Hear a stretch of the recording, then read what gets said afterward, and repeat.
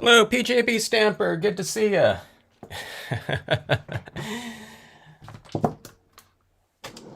How are you this evening? Or today, wherever anyone is. Oops, I didn't clean off my trusty splatter painting toothbrush here. Let's get that taken care of here. All right, I'm going to do a scene similar to what I was thinking about doing yesterday in theory, but I've added a couple elements to it. And I think I've changed the format. I didn't know. I don't know if I had any kind of a size in mind, but we're going to be going with a slimline card format today. It's not quite four and a quarter. It's a little bit less. I don't know what it was. It was like some scrap piece that I thought was a half, but a little bit different. Let's see. Let me change my exposure here. Starting off with that nice white card. Okay. Hello, everyone. Barrett, good to see ya. Janet, Cindy. All right. Here's my theory, or not theory, but here's my general kind of concept for this one. All right. Covered bridge, foreground. I'm going to be kind of combining a couple different elements. Hello, Kay. Covered bridge in the foreground, and then we're going to work up like it's I don't know. There's this place in Oregon called Multnomah Falls that has a couple of these bridges spanning this kind of, I don't know, waterfall kind of area. And I want to do something with that. I haven't used my bridges in a while, but I thought we would do this kind of stacked type of thing, you know, real whimsical looking, not, reminiscent of any kind of given location, but let's give it a try here. So trying to figure out which way to do this in terms of the bridges especially. The easiest thing would be just to stamp them out and to cut them out and paste them down here, but I'll try to get them in on the same piece of paper here. Hello, Diana. Hello, Jeannie. Good evening. Good evening to all. If anyone else is on, good evening, good morning, good afternoon.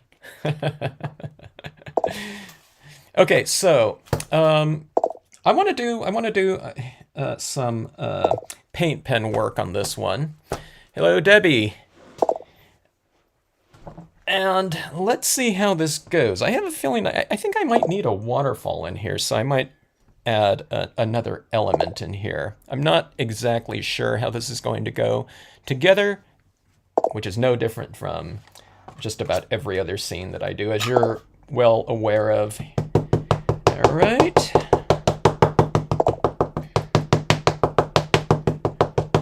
Did people get a notification when I scheduled this video, this live stream? I did the hello Crystal Fire. I did the I tried scheduling. I found out where to do that in this software that I'm using. So hopefully, I don't even know how that works. Hello, Jen. Hopefully people got notifications. I'm not subscribed to the channel, so I don't even know. Hello, Rose. Maybe it was a good idea to schedule it. Seems like there's a lot more, people that might have been notified, hopefully. Okay, so I'm going to do some pink blossoms. Good, good. Glad you got it. Okay. One thing I wasn't prepped for is like, oh, I don't have a thumbnail for the scheduled thing, so I'll have to think about that in the future. But I don't have a thumbnail for these things because I, kind of make up these things on the fly, so, or most of them. All right, so nice purple pinkish tones in here. And, oh, you didn't arrive late to the party, Debbie. Not at all. The knocking noise, I think it's every time someone posts something in the form. I don't know. Yeah, but that is interesting. Yeah, I don't think we've had that before, have we? Let me see. Oh, maybe here. I will turn off my volume. Did that go away? I don't know. Someone typed something. We'll see if that went away there. It might have been picking up. It was probably picking up my notification, and it's picking up in the speaker here. Is that better? But now no one's clicking. There. Okay. Okay. Do you still hear it? I think it was my speaker. I had my volume all the way up, so it was picking up. You know, my microphone was picking up my speaker. So I think generally I turned that off. How did I get that on my hand already? I've just started here. Okay, let's see. Okay, good. You guys don't like consistent knocking in your streams? All right, so here's what I'm doing. I'm coloring this up. I just did black all down here because I'm just going to fill in probably with some, I don't know, I might be using some colored pencil today. Paint pens and the like. And then I'm trying to get some variations of purple up in these trees. We'll see how it works out. Okay, glad that knocking went away. I'm sure that's what it was. I had my volume cranked. Actually, let's use a little bit of this brown in here too, okay? Let's go all out here. I'm with you, PJB. Hello to all. Hello, Beverly. I don't remember who I said hello to a lot of times, if it was in the current stream or if I said hi to them like the day before. You know, it's I don't know if it's that bad, but like we always say, time flies when you're having fun, right? All right. Okay, let's see. All right. Let's stand up for this one. There's a lot of surface area to the covered bridge large stamp. I always say if anything starts getting upwards of, 4 inches, 3 inches, or something like that, go ahead and stand up and get a good amount of pressure over that entire thing. Okay, and there's our color variations right there in those trees. I mean, you can do it in just black and then color in those colors, but that really gives you a head start on kind of the whole overall color scheme that you're going to be working in for those objects that you do it that way. All right. All right, so let's see. I hope everyone's doing well, from yesterday. Let's see here. All right. I'm composing on the fly. If this is like your first live stream that you've jumped in on, a lot of these videos, well, maybe all of them so far, are kind of more just demonstrations as opposed to instruction. But I do talk about the general concepts of kind of what I'm doing and why in the creation of these scenes. So I'm just kind of doing these things in the spirit of how I would be doing stamping on my own and composing. Okay, so I'm starting off with this. I have these bridges in mind like this. I'm thinking about throwing a bridge like over here, like that's going to be in the background, kind of a close bridge. And then this one will be maybe like something like this. So maybe we'll do a little bit of a, kind of a little curvy thing like this. I don't know, kind of keep the visual motion going. I mean, you could do it where it's just totally symmetrical like that, but I think it's a little bit more interesting if you kind of offset things to keep the viewer's eye kind of moving, serpentining through a composition. But I don't always do that, so. Uh-oh, watching from the hospital. Oh, okay. Hope your friend is doing better, well, with whatever they're in there for. All right, so this is the set I'm using right here, and I'm going to be filling in the surrounding area. But here's what I'm trying to do right now is I'm trying to think of a way to incorporate these. How I'm going to get from this to this right here. All right. And there's a lot of different ways to do it. Okay. I'm just thinking about, I could do it in a waterfall type of scenario. And maybe I'll use one of the waterfalls from yesterday as well. Okay, but I need a couple more trees here, so. All right, let's make it easy here. Let me just go with, I'll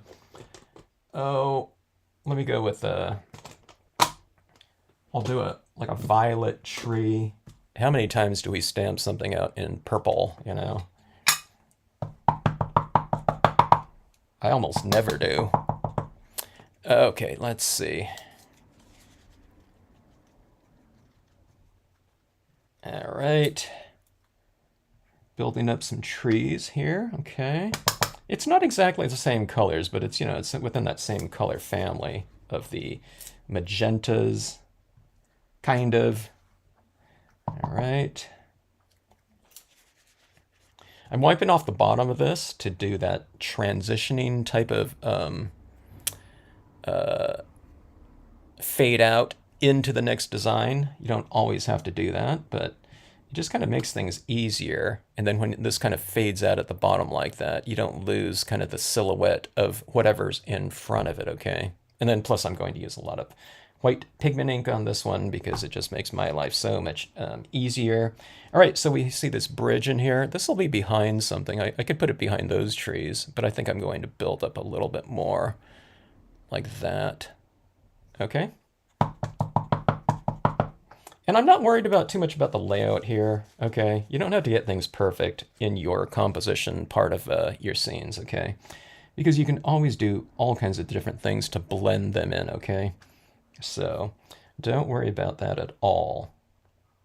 If you're going to, see your pieces through to completion, okay? All right. Building up. We got a lot of trees here, huh? All right, I'm going to put this bridge like right over here. I'm not think I'm going to do the water. I don't know. I still could do the waterfall up here though. All right, so that is that. Let's get this next thing. So I'm kind of working from front to back, near to far in this case. All right.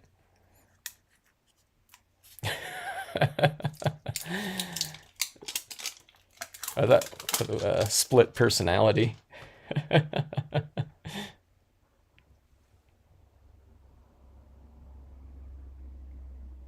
Or if someone did have a split personality, maybe they are like a stamper in one personality, and then they could be like an oil painter on the other one. That would be okay though. Okay. All right, so there's my bridge. I always stamp these out a little bit kind of skewed, a little bit off balance. A lot of times, if I don't do it all the time. Oh, so here's what I did. On my bridge, I don't know if you can see that, but see that from point to point? It's like my level. I drew like a ballpoint pen line on my thing, so I can tell a little bit easier, what's level. Although I'm not measuring things. I'm not gonna put a dot over here and a dot over here and make sure they, merge up. I'm not like that. All right.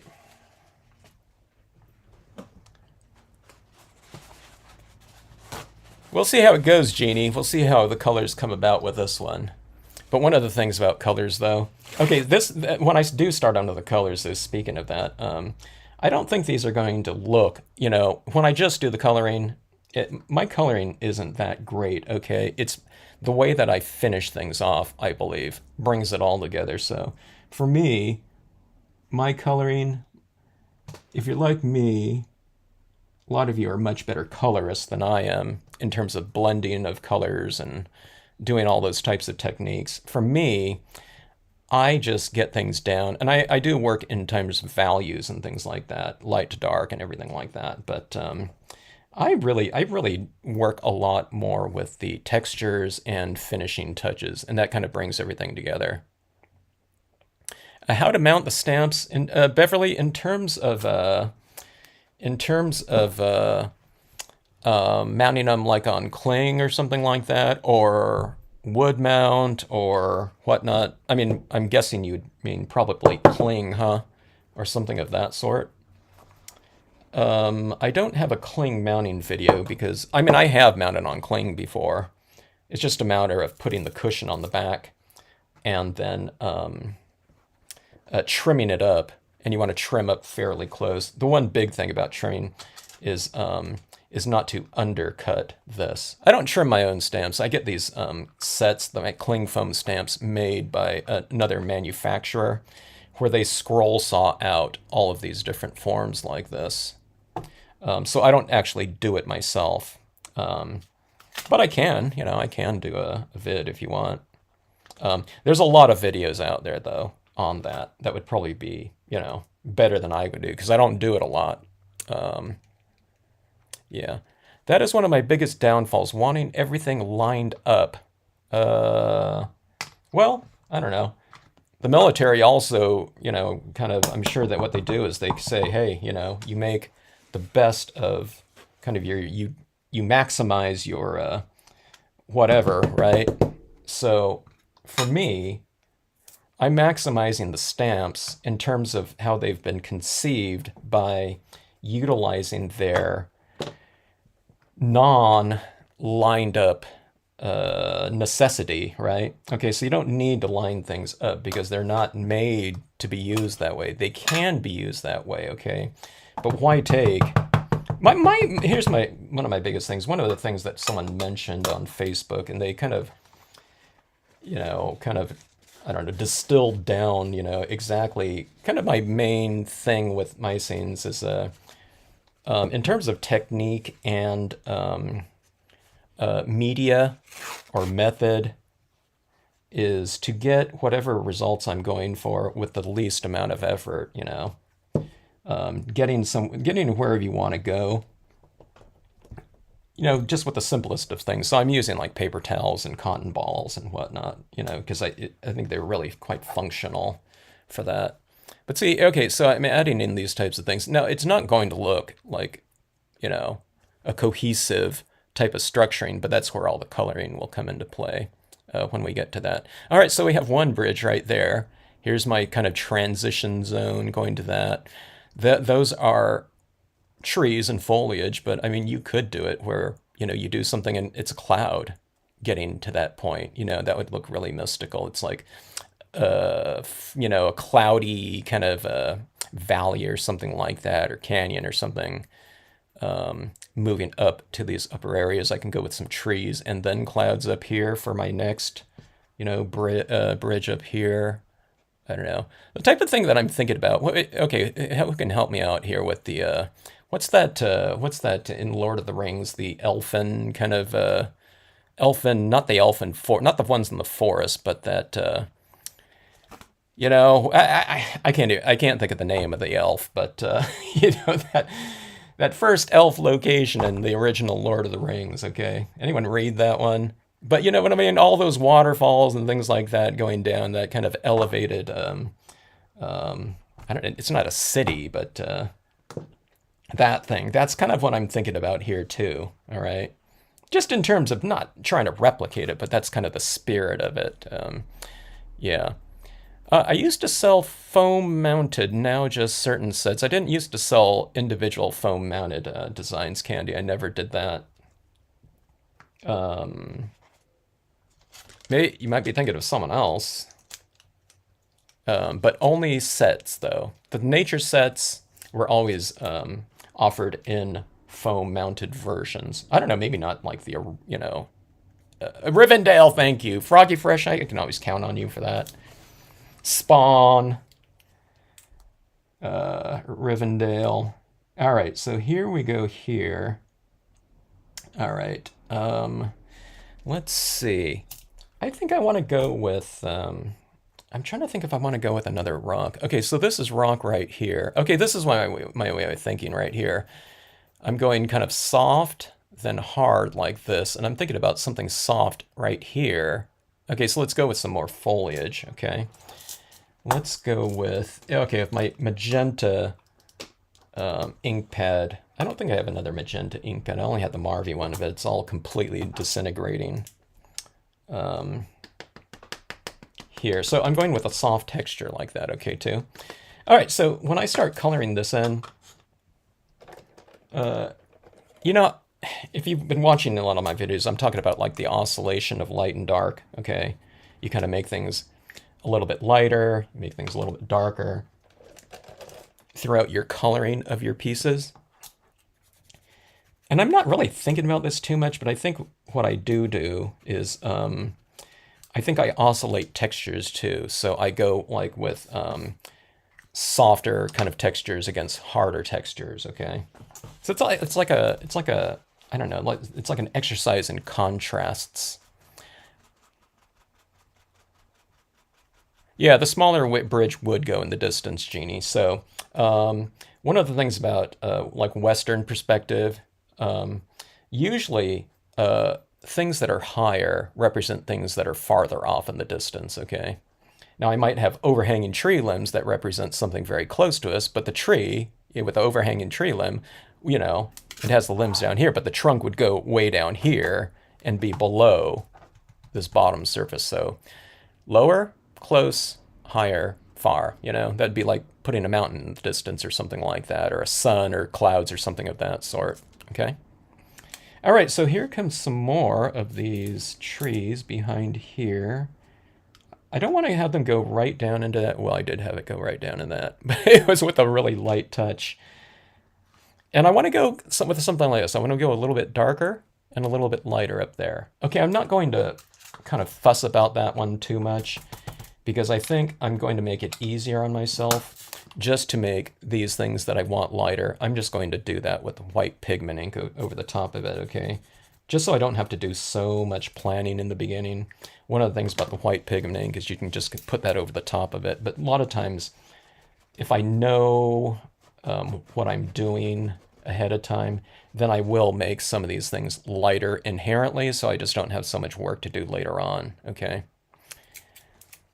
Yeah, you could do that, Froggy Fresh. You can do you know, something like that, a bridge. I've seen all kinds of things done with this bridge too. Some people make it look like real three-dimensional as well by doing the, you know, like the bottom side of it. They just kind of draw in kind of like a dark kind of shadowed area in there, and that's really cool too. But yeah, you can have all kinds of things. I've often had like a little waterfall in the background or a river going right underneath that, like that. Some people put like a little figure on top there. All right, so let's see here. Where are we? Go like this. Oh, maybe I should do... Let's put this one right here. And then maybe I'll put a cloud. Let's do clouds behind here. So let's go with something like this. So it's like doing this type of thing. And then I'll have some kind of light source up here. All right, composing. All right, hello, Sandy. Let's see. There will be some live streams where I am actually teaching something besides kind of compositional, you know, structure basics. But there's some things, I don't know, there's some things that I really want to try out. Like I haven't done this composition before, just like I haven't done those previous two, you know, before at all, you know, with the waterfalls and like the foil and the waterfalls for the tide pools. I need to do the tide pool one again though, because I need to really push that concept. I want to make it look even more tide pool-ish, or kind of an expanded part of that with more rocks and so forth. All right, so see that right there. So that one's more in the distance like that. It's a little bit crooked, you know. All right, there's our bridges right there. And let's see. So I need to transition into that one. Maybe I'll go with some clouds or something like that. That would look like really high up in the on the hillside. I'm putting this rock in here, maybe like that. Oh, purple, right? Hello, Vicky. This one is live. Hopefully it's not too boring if you haven't sat through one of my kind of demonstrations here before. This is kind of an, kind of a semi-in-depth composition that I'm working right here. The compositions usually don't take this long, but I'm kind of inventing it on the fly here, okay? Yeah, the bridges are on a couple different videos, Donna. You got to check them out. Check out the one where I have the waterfall coming through it. Someone sent me a photo of a painting that they had in their house, like from when they were a kid. Now they have it up in their house. I think that's what it was. And she said, "Hey, can you do something like made out of stamps to kind of replicate that?" Because she wanted to do that scene too, because it's it's like part of the family, that painting. And it was this, I think that's where I started doing like pink blossoms like this one. But it had pink blossoms. It was an oil painting, and it had like a bridge with a little bit of a waterfall coming through. So I used, I don't know if you guys can tell what this is in reverse like this, but here's a waterfall like that. So I think I used the top of that one like that, and the bridge kind of peeking through. So I had to mask off the bridge to do that. But let's see if that. Okay. Sometimes, you ever guys ever ink up a stamp and you can't tell if it's inked up or not? It's so light. Okay, so here I am. All right, so I'm wiping off the bottom of this right here so that this transitions from, this is an already light, deep lilac, and then it'll transition lighter and drier down this way, okay?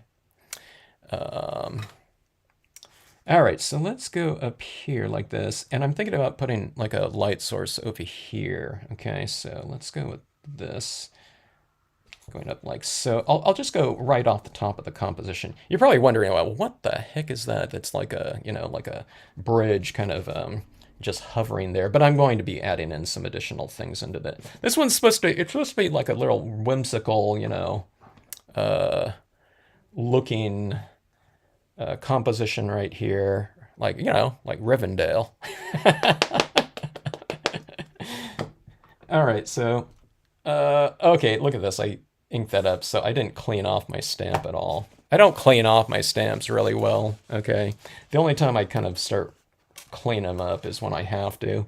So I used probably a darker blue on this stamp last time, and if you're going to use blue on it the next time, then why clean it off, unless you're using something like some sort of ink that's going to really kind of stick to it and build up, that's hard to get off when it's wet, dry.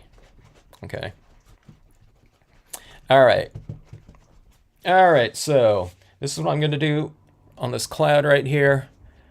Vicky, I'm going to build up these clouds so that bridge is going to be like in, the mist or something like that. So what I always recommend to the viewers of this channel or any of the videos is when they do sky figures and whatnot, you create those transitions. This is what a lot of people aren't doing on stamps in general, because you don't have to do it, okay, on stamps that are outline designs. But my stamps are tonal, so they're designed to be blended in with their sibling designs, but you can also blend them in with themselves too. Okay, so what I'm getting at right here is things like sky figures are rectangles like that with this transitioning tone going to the outside like that, okay? So what I'm going to do is I'm going to mask these things off. I almost don't need to because I think this ink is so light anyway, but let's go like this. And let's put this like right here. I'm not masking off the mountain because some of this cloud goes into the mountain. I don't need to worry about it, okay? But there, that is like that. Oh, I still had some of the blue on there, so. But see how soft that cloud is on the perimeter like that? See, I don't have this harsh rectangle up there because after I inked up, you can see where the cloud is right there. You take your paper towel and you really dampen that out. Okay, now I don't want to get rid of it all, but you just want it to transition like that. And that way you get these really nice, soft transitions. it's transitioning up into this open area instead of having a harsh line right there, right? And it's also just blending in with that background mountain in there. Okay, and I'll go for another one right in here, and another cloud right in here, and maybe around in here. So I don't know, that bridge is going to be largely in like a bank of, you know, like clouds or something like that. So ink up, blot off. When people do this for the first time, they don't take off enough ink, you know, which is fine. You get the feel of it, okay? Now, if I stamp this out in a really super light blue, like a powder baby blue, you don't need to wipe it off so much because it's going to be a lighter impression to begin with, okay? But the darker you go, like especially if you use it in black or something like that, you know, give it a good wipe off. See, I'm going in. This isn't a short distance right here. This is like almost like an inch. You can kind of rub it around like that, okay? All right, and your masking is not some sort of a real kind of a, you know, in-depth form of masking. I'm just taking a paper towel and I'm under masking images. If you have some of that cloud going into that, it's not a big deal because it'd just be a few little kind of violet dots in there, okay? All right. Does everyone know how to use this cloud right here? Has anyone used it before? This is one. I find that this cloud, I really want people to know how to use this cloud because I find it super useful in scenes. I use it all the time. It's my transition element between other types of sky figures like cloud with lightning, Milky Ways, everything like that. I use the cloud to fill in. So like a sedge filler is my filler stamp for like ground areas, grass. Water pattern is a texture for water, but this one is my kind of go-to texture for sky.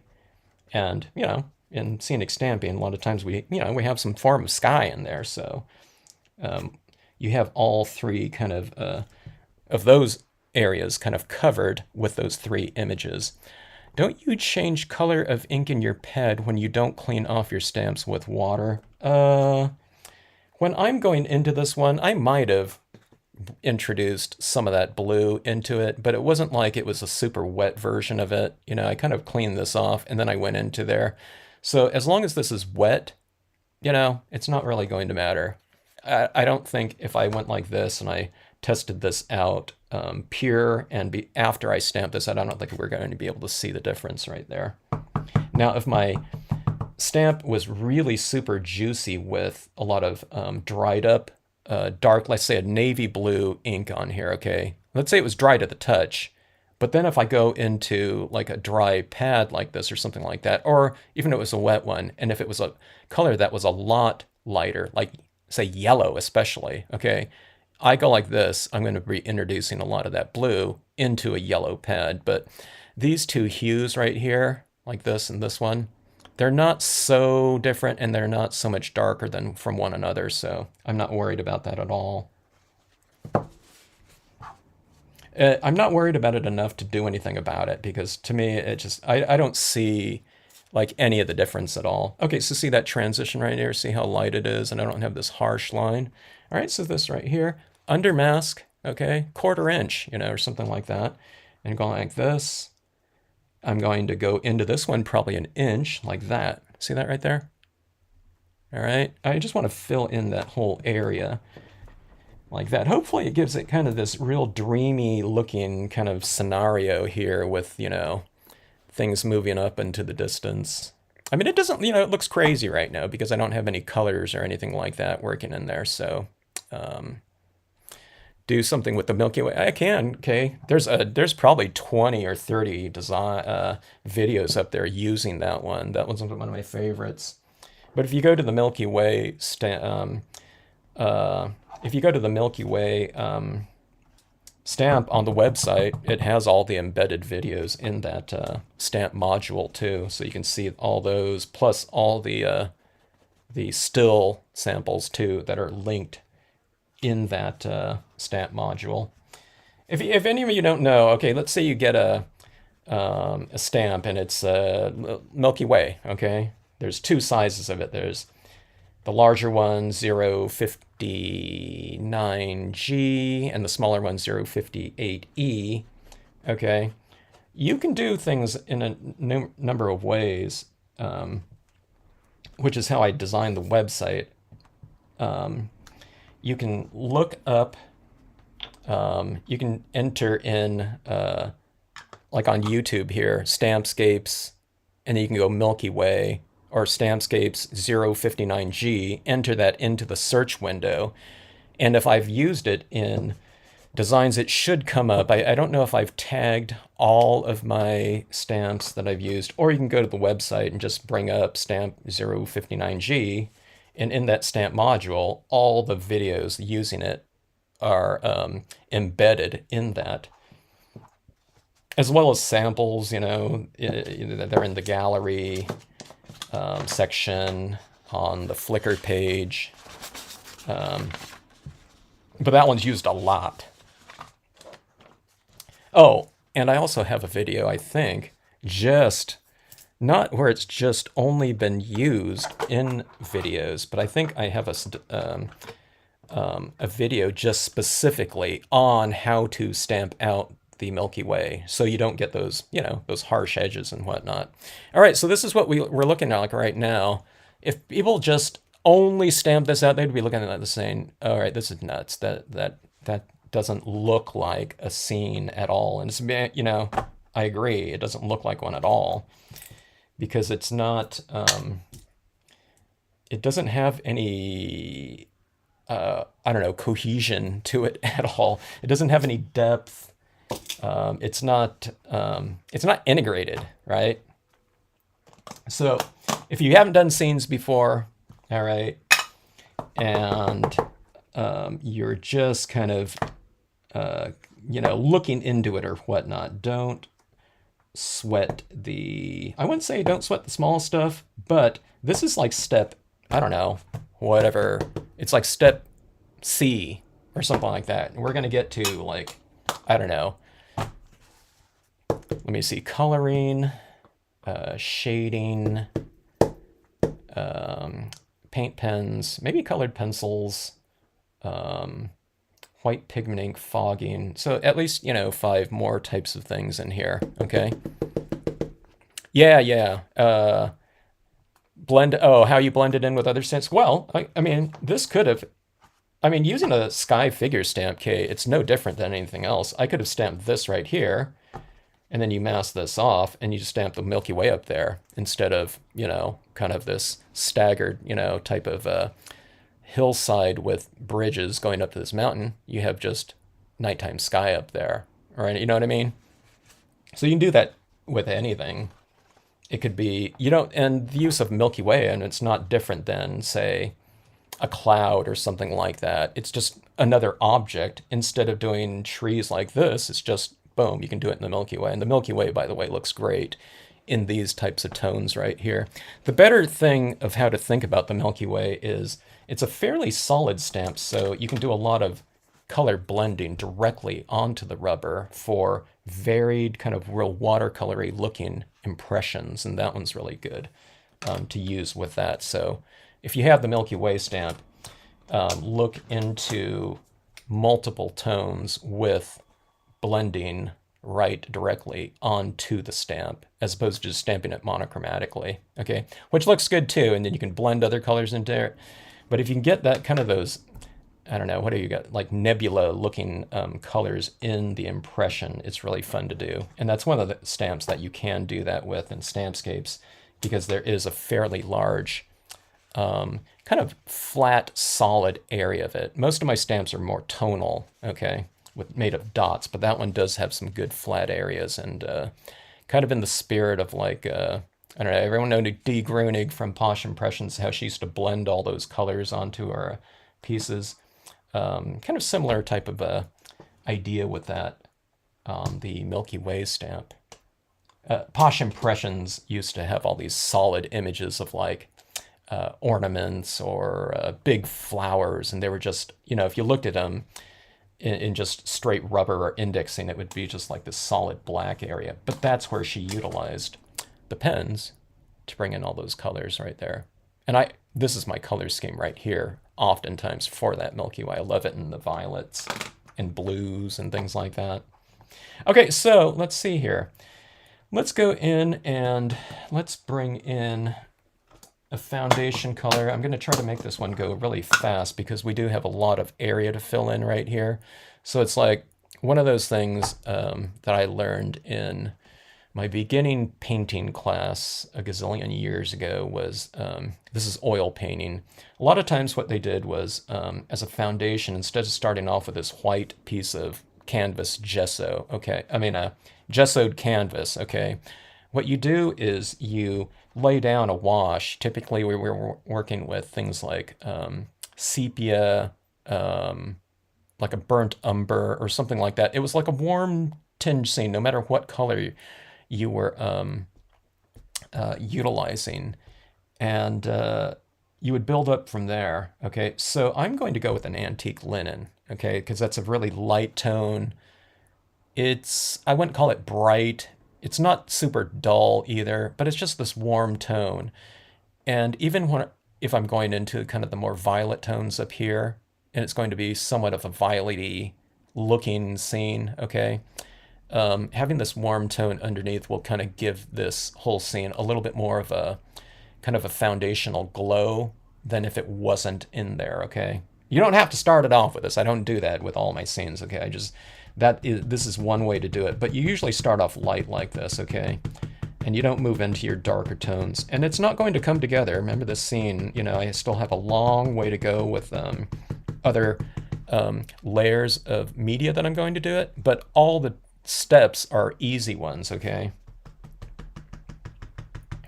This would go a lot faster if it was a standard size card. You know, this is like doing 2 cards here too. Okay, let's see, what was that now? Wondering what you think of Marvy blending, but Marvy blending blocks, I don't even know what that is. Does anyone have any experience with that for Candy? Marvy blending blocks. That can answer for her. By the way, if someone asks someone something, you know, ask, you know, answer away for them.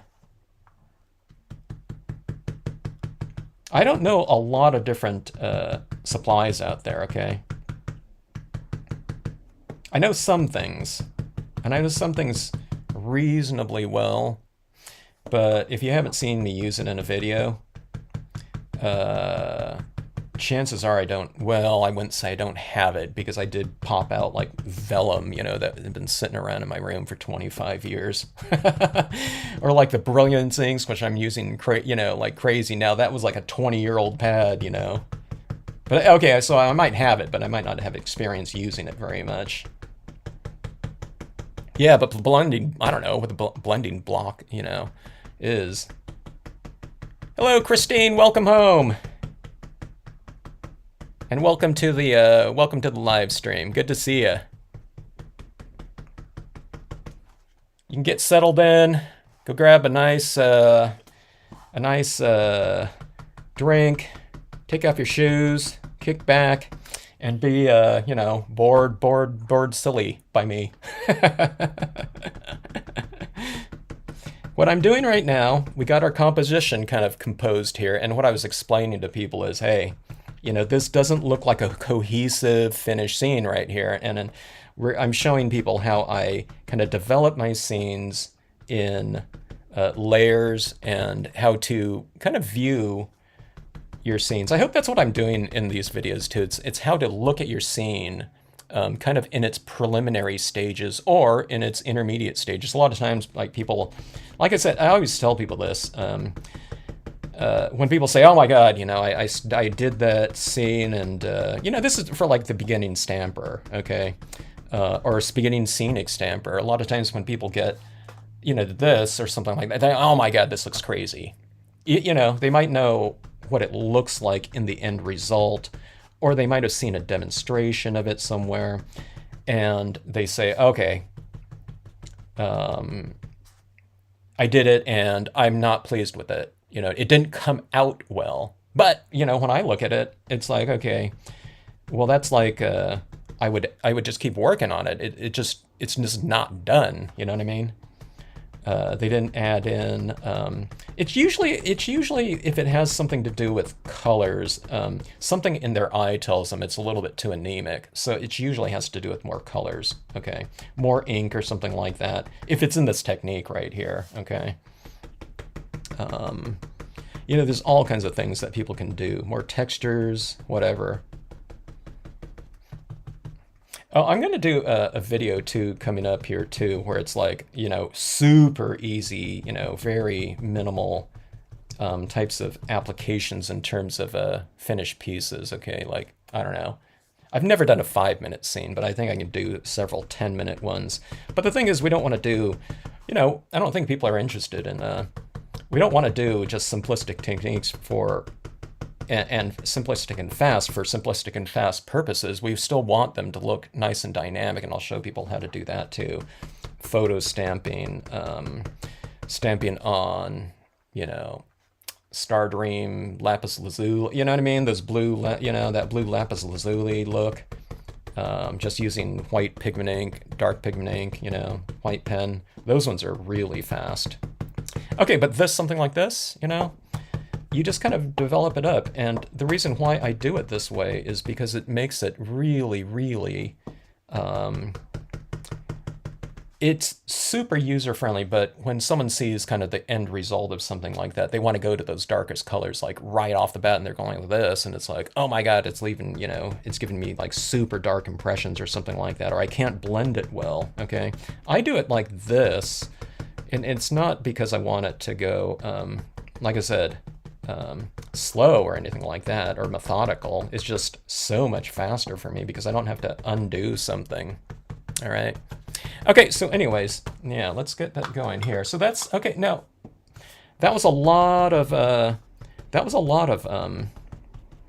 antique linen here. Okay, but we're not going to be doing like that amount of antique linen, or that amount of other colors after the antique linen. You know, maybe the first couple colors or something like that, but when you start moving up into your darker tones, you don't need as much because it's more kind of like working in shadows or something like that and whatnot. But see, this, I mean, using a first kind of dye-based ink like that. Okay, so I'm going to have some light coming through here. It's reflecting off some of these clouds. In other words, I didn't color everything out, okay? You leave some things lighter like that. Now, I don't know, I have some areas in here that are kind of unresolved. You know, I might put another super light impression of, you know, some trees in here. Maybe I'll try that right now. Let me see if I have any residual ink on this. Yeah, okay, there we go. I'll do that like up there too. So see that?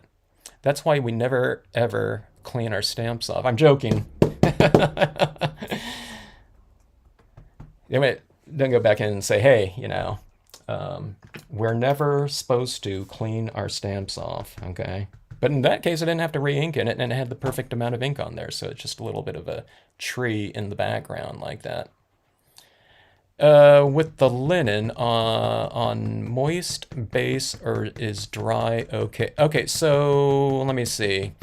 Better to have the layer you did with the linen, antique linen, not linen paper. Cecile's talking about.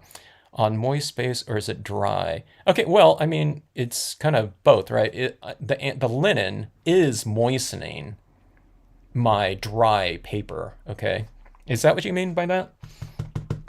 The antique linen is the thing that's kind of giving this a moist surface, okay? But that's a really good point there because the moist surface here will allow for an easier blending of color as I work through these other colors to come, okay? So you kind of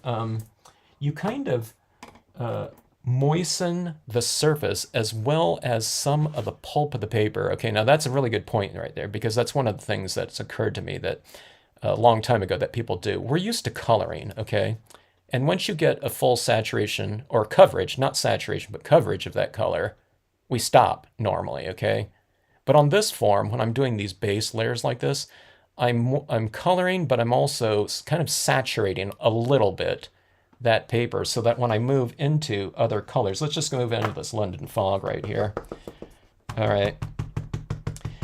these other colors will blend easier for me going wet into moist, okay? All right. So you kind of, with that first color, it's a little bit more than just coloring. Let's see, Vicky had a question. Do you always use the distress ink? I know people who never clean their stamps. Oh, do I always use the distressed ink? No, I don't. It just depends on what colors I'm using.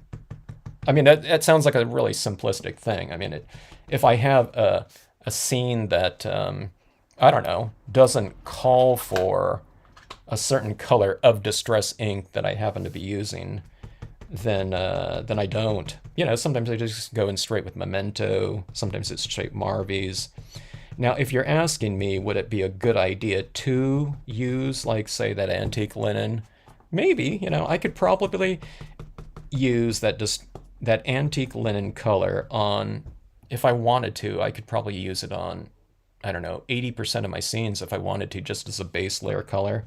And you can see, here's my antique linen distress ink bottle. It's completely empty, okay? And my tumbled glass, it's empty, okay? So I use really light tones a lot of times if I'm going with the blue colored scheme, or a cool colored scheme, could be a green one too. This one's a really good one because it's just really pale, okay? And they're not too dull, but they're somewhat dull because they're supposed to be, right? They're supposed to look weathered and kind of antiqued. So for me, they provide a pretty nice base layer. I'm going to work into brighter tones in here, but I like to build them up, okay? I don't like to just go like hot color, like boom, you know what I mean? Just a, super hot tone in there. I like to kind of build things up gradually. And for me, again, if you kind of work through those intermediate tones like that, things are so, I'm doing it for ease, okay? And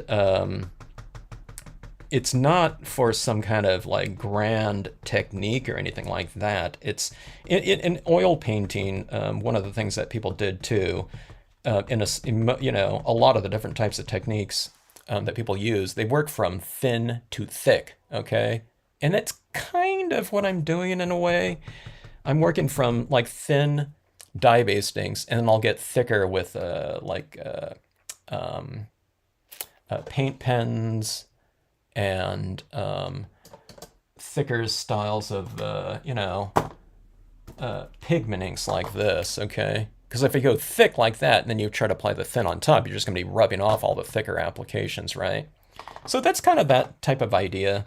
And I'm working light to dark. Again, if I work light to dark, I don't have to clean off, or I don't have to switch off my thing. If I start off with a dark color and then I go to a lighter one, then I will go back to, Jeannie was talking about polluting the lighter color. But if you don't do that, then if you work from light into the darker tones of a similar color scheme, then you don't have to do all that kind of cleaning. And I don't know, to me, like cleaning off like applicators and stuff like that, that's not really the fun part of stamping. I don't think it is for anyone. And I am using a semi-gloss paper barb that is called Mohawk Everyday Digital White Coated Silk. Everyone's looking for that brand, but what I tell people is that I just got that off the shelf. I felt it and it looked pretty good. And I've liked other types of semi-glosses before. One of them was called Appleton Papers something dull. Okay, it was a cardstock and it was a dull colored cardstock. And I've used other ones, semi-glosses that were termed satin. It's not an industry, terminology. It's just the name of that line of papers that they had. And I really liked them, so I went with this one, and it was working really good. There's probably a lot of other types of semi-gloss papers out there. In fact, I looked on Amazon and found a bunch of them. I don't know anything about them. I don't know how they're coated or whatnot, but I know there's a lot of different brands out there, and types maybe as well. Okay, but Mohawk should have this around. I know the paper industry is nuts right now. They are having a really hard time with raw materials. So I think a lot of the websites out there that sell the the Mohawk Everyday Digital, White Coated Silk are out of it. And it might be just, they might just be out of it in like a ream of 8.5 by 11, okay? You know, one of the things is, you know, if someone wanted that type of thing, I was telling someone, you know, if people got kind of organized, like say, for example, in a chat right here, you know, in the in a broadcast, they might be able to look into that. You know, a lot of people don't buy. I mean, the industry is buying this type of paper, cardstock, okay, to print on. They don't sell. Manufacturers don't sell a lot of 8.5 by 11 reams of it, okay, because they're selling it in gigantic rolls for, you know, publishers to print large runs of textbooks, covers, everything like that, okay? But they do sell it in different types of packs. Okay, so what I'm getting at is they might be out of it in the 8.5 by 11 packs, but there's a lot of places that do not, you know, use, like, we don't usually buy tabloid size 11 by 17, but what I've noticed in the paper industry is that like an 8.5 by 11 ream of, let's say, cardstock, okay, like a really good cardstock, like a chrome coat or something like that, like a glossy, an 8.5 by 11 ream might cost, let's say, I'm just throwing this out, I have no idea how much it costs now, but let's say it's $30 for 200 sheets, okay? But the 11 by 17, you know, which is double the size, might be, instead of $30, it might be $40 for the 11 by 17, okay? Now, a lot of people aren't going to get that because that'd be like having 400 pieces of 8.5 by 11, right? That's the equivalent. And 400 pieces of 8.5 by 11, if they're doing standard card size pieces, you know, they might not ever do 1,600 cards out of that paper. You know what I mean? But, okay, so that 11 by 17 might be out there. So if, I don't know, like if a couple of you, 3 or 4 people got together and just split a 11 by 17, whoever got it first would have to go to, like, you know, I want to say Kinko's, but they're gone, the FedEx store, and have it chopped down into, you know, 11 by 7, I mean, 8.5 by 11, and just split the ream, you know what I mean? It could save a lot. Now, I don't know how much they are, but that's what I've noticed in the past. It doesn't, you know, an 8.5 by 11 is not half the price of an 11 by 17, okay? This one's a 100-pound cover. All right, so that's going in there like that. It's, you know, it's not looking, you know, it's still looking like a goopy mess here. All right, I wouldn't call it a mess, but it's just kind of preliminary. I call it a mess because that's what sometimes when people are doing these scenes like this, it makes them feel more comfortable. Like, oh, okay, yeah, I had a mess too. But in terms of a finished piece, I would call it anything but resolved, or, you know, and it's far from anything nice looking. All right. So, yeah, 100-pound cover. I had, did anyone here buy one of those reams of, I think it was 80-pound text that I had of this type of paper? Kelly Paper, which is a local reseller of papers, they're open to the public as well as industry. They had, I think it was 5 reams of the Mohawk Everyday Digital, but it was in text weight. But it was on their clearance section, so I just bought it. I forgot how much they were, and I just sold it at that price for some customers, because I know some customers had wanted that type of thing. It's not the 100-pound cover, though, you know, that I got. I just picked it up because it was relatively inexpensive for the for that, you know, that type of paper. But the people that I sent it to, I don't know, one guy wrote back and he said he loves it. He says now he wants to get the 100-pound. I'm thinking, well, you got 200 and I don't know, I think that one might have been 250 sheets of the 80-pound. I thought, well, that's going to take you forever to go through. Okay, so I'm adding in some greens down here. And see, I'm just going, it's like a little powdery kind of application of, this one's the bamboo leaves from this one, okay. This will start coming together, you know, much faster once I get through these kind of preliminary areas of tone. Everything's kind of just really a soft looking kind of application of things. Where these things really come together for me is when I get into those darker, richer tones with more textures and whatnot. I think I've been itching to do some colored pencil work too, because I haven't done too much of that lately. But let's see. Let's start moving actually into some of the colors that I actually utilized in my impressions here, okay? So everything's going to look really weird until you get into some of those actual colors that you've applied. So we have a foundation of antique linen up here, antique linen and pink in here. I've used some little bit of pink, okay? We'll get into some of the darker greens down here. Maybe a fence down here when I finish up here. A friend of mine bought a case of white cardstock because it was getting hard to find. Yep, it's not a bad idea, you know, if people are running out of stock, you know, it's like, it's not only that, it's not only being able to find it, but it's, the prices are going up like crazy. And I haven't even been in there for, you know, like the paper store in a few months. But they stopped being able to have prices next to the item because they were just constantly having to go out on the floor and change like so many different prices. So they just have a binder, you know, where you look up the price of the current prices, you know, so all you have to do is print it out one time and put it into that binder. Yeah. I was asking the guy from Kelly Paper, I said, you guys must be just on the phone constantly now, finding or telling people,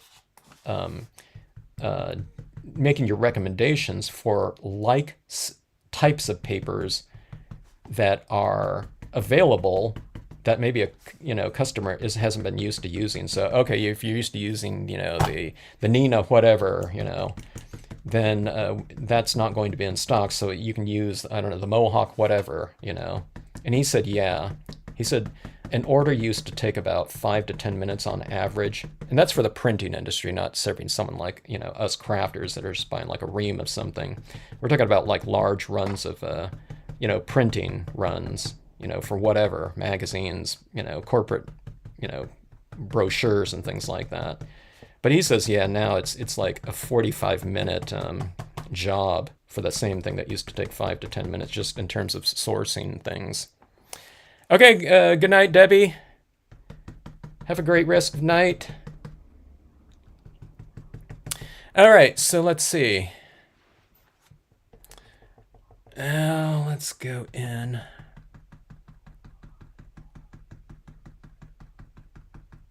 Oh, I didn't see that with the Great Dane comment there. Boy, those are big dogs.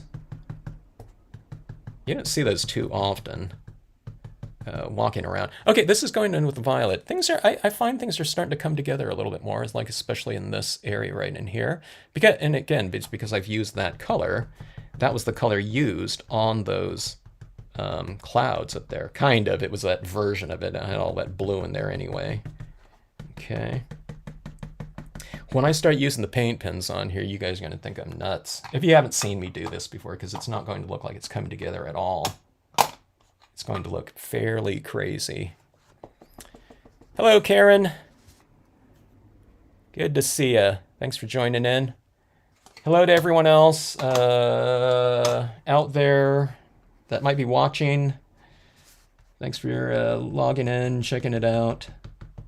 I'm getting a little bit darker here with my tones, okay? Going into my trees here. This is kind of like a Disney version or something like that of or a movie version of some kind of fantastic landscape type of thing with these color tones, okay? One of the best places to get inspiration for scenes is are things like Disney movies, especially classic animation. All right, going down here. You could start a Great Dane puppy training YouTube channel. You'll get 1 million views, you know. Everyone likes like little puppies and things like that. All right, good night, Teresa. Thanks for joining in. All right, so here's some of that pink right there. All right. Let's see here. I don't want to move into my colored pencils yet. I want to move into my colored pencils when I think I have kind of exhausted the use of the dye-based inks, just because if I try to tone over my colored pencils, you know, dye-based inks aren't going to stick to it, so I need to go with the dye-based inks first and then go in with colored pencils after that, okay? All right, this is going with violet here. I don't think I stamped anything in violet, but, you know, we have those violet-tinged trees in there, okay? So again, kind of working it in there. I'll put them some right at the base of this bridge right here. The bridges are going to be the thing that's that'll really benefit from something like colored pencils.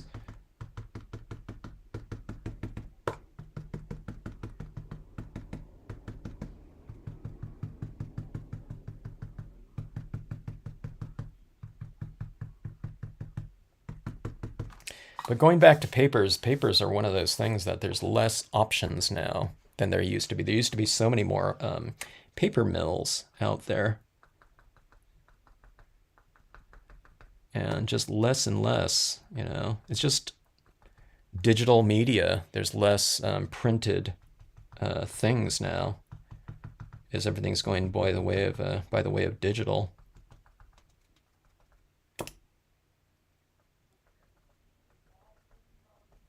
Probably a lot more things like business cards, you know, that used to get printed up, you know, so do people get things like business cards now, or they just, you know, they just have their LinkedIn types of, you know, profiles online, you know, for people to look up. All right, so that is that. Purple, it's a lot darker and brighter. Let's go darker and brighter down here with that grassy area. I'm trying to think of what color I want to use. Could be anything. I'm thinking of going with, oh, I like my brown in here too. Okay. Has anyone here used kind of a semi-gloss paper before?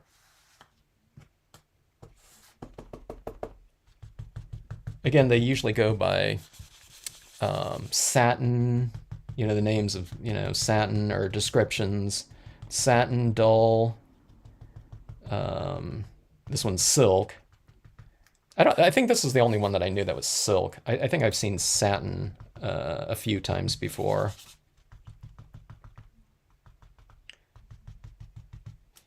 And I think Appleton Papers was the only one that was dull. Okay. I don't know, probably dull. If I was some manufacturer, I wouldn't title one of my types of papers dull. I think it probably sounds better to have it, you know, satin sounds better, probably. Okay, so let's see. Going in here with the brown. All right. This got a little bit too greenish green, so I always add in brown into my landscape areas like that, or my grassy areas, I should say. Don't get exhausted, Kevin. Huh.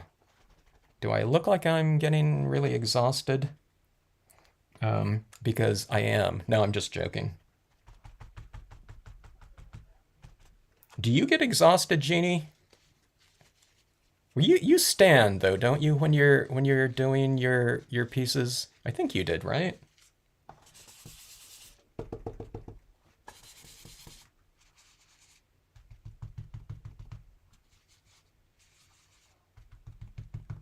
All right, so going in here with brown like that. All right. This is at the point right here in this scene when everything starts looking like a goopy mess, okay? We're in the goopy mess time frame of this scene. It's because all these things are very saturated and blended. There's no kind of definition anywhere in here between the different forms and things, but I'll show you how this is all going to provide a nice foundation. Now remember, not all scenes, come around like this. I'm just happen to be using like all kinds of different colors in this composition. And again, it's kind of providing me a foundation for the things that I want to do on here too. Okay, so I'm looking for things like, I don't know, this area up here. I don't think that's going to take any paint, but definitely things like around in here, okay? And it's going to look fairly crazy. The key thing that I'm looking for in these types of scenes is maintaining some areas of light like that. That's going to be really important for me when I, like right in here, when I start utilizing my white pigment ink. And that's going to be the thing, as I mentioned, that really brings things together. Okay, so here's the coloring thing. Okay, I'm not just coloring areas like this, but there's this oscillation of light and dark. So you see what I mean? There's light up here, it gets a little darker, there's light, here's dark right here, this is light right here, dark, light, dark, light, dark, light, dark. That's checkerboarding for you, okay? So when you're doing your scenes, kind of keep this. I mean, not everything is like that. Sometimes there's just one area of light and everything gets darker as it moves out. But if you're doing this type of thing like that, those are the types of things that I would look for when you're doing your pieces. If you get too dark in some areas and you want to bring in the light back into it, you kind of can with, some white pigment inks or whatnot, going back into it. But it's always better to kind of retain some of those lighter areas inherently that are just the white of the paper like that, okay? I find that it makes things, for me, come together so much more gracefully in the end result, okay? Okay, Candy, you're a standing stamper, huh?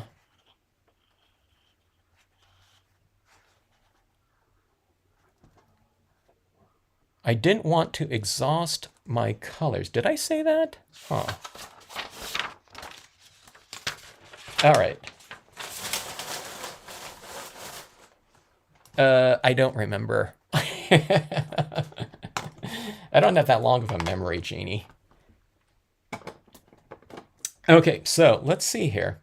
Let's go on with, let's go to the colored pencils. Okay, so let's go into these bridges right here. I don't know what color that bridge is supposed to be, but I'll grab a black and like a grayish tinged one right here. I'll show you what I'm going to do on here. And for the covered bridge, that covered bridge might be painted white or something like that, but I'm just, a lot of times for wooden structures, I kind of give it more of a natural look, so I go into different colors of browns. You can break out your, you can break out your, your markers, your alcohol markers if you want, and do some things with that too.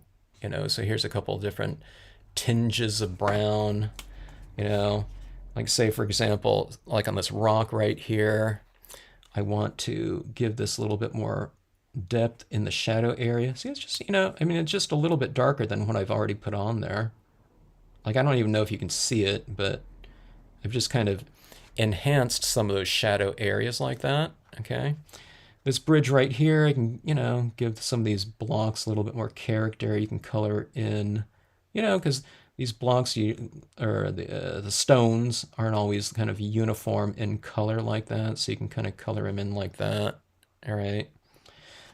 This bridge right here, it has a darker kind of side, and if you want to put like some shadows coming into the roof or something like that, so it's just not all completely uniform, you can do that.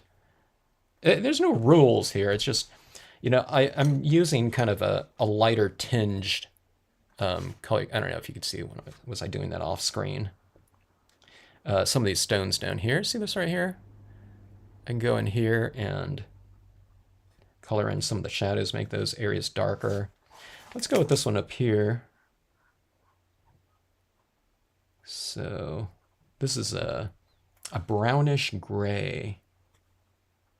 One of my favorite colors, I find. Okay, let's go like that. All right, and what is this?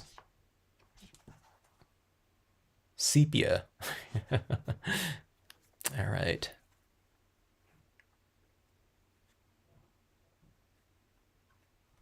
And see, some of these like wooden planks, I'll make one of them a little bit darker than another. And same thing with the roof, kind of make it a little bit uneven. It doesn't have to be, the wood doesn't have to be the same hue. Okay. Let's see, let's do a little blending here. Let's take this one. I don't know what this is. Pale green. It doesn't look green to me, but I'll just use that and kind of just blend that out a little bit. It's not blending like like you would like on Yupo paper or something like that, because it's already soaked into the paper somewhat. Okay, but you can kind of blend it around a little bit. This is a clay coated cardstock here, so you can go like that. Or if you didn't get some areas, you can kind of enhance it a little bit more with some pens like this into these grassy areas like this.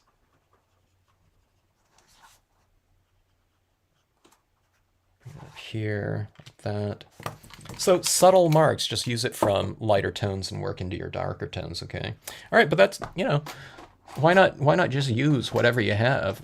If there's certain types of media that's really conducive for an overall look, so that's why I always mention to people that when you're working with your media out there, it doesn't have to be an either or thing. Are you going to use, Copic markers on that, or are you going to use colored pencil? Are you going to use dye-based inks, or are you going to, use, I don't know, whatever it might be? Why not use certain things for what it's, something is going to be perfect for within the scene. So oftentimes that, we're talking about multimedia for that, okay?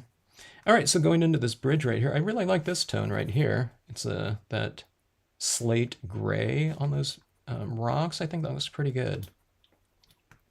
Okay, want to use some slate gray on my rock right here that barely shows up, but why not? Okay.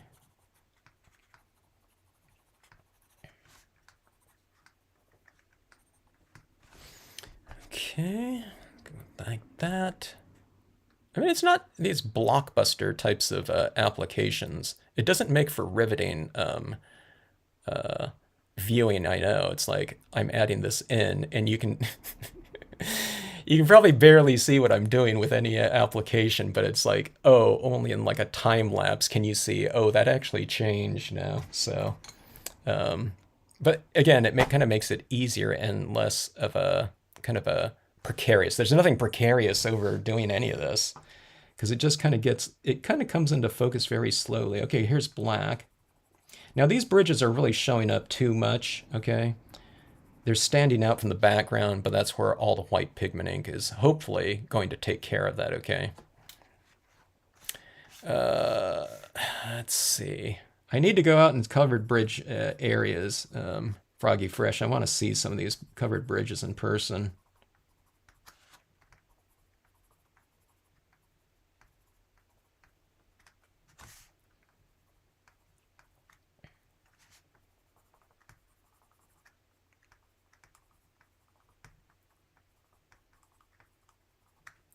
All right, so just adding a little bit more tone in here, some shadow. Maybe I added too much here, but okay. All right, so see this bridge right here? Oftentimes on the vertical sides of my structures, I'll make it a little bit darker like that, so it looks like it's being top lit, okay? You can go in the shadows down here and add a little bit more shading, like about like so. Under the eaves. Shadows being cast by some of these trees on the rooftop.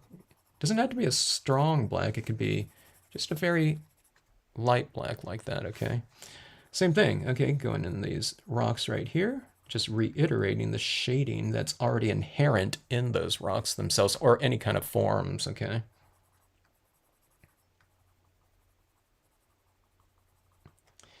All right, like that.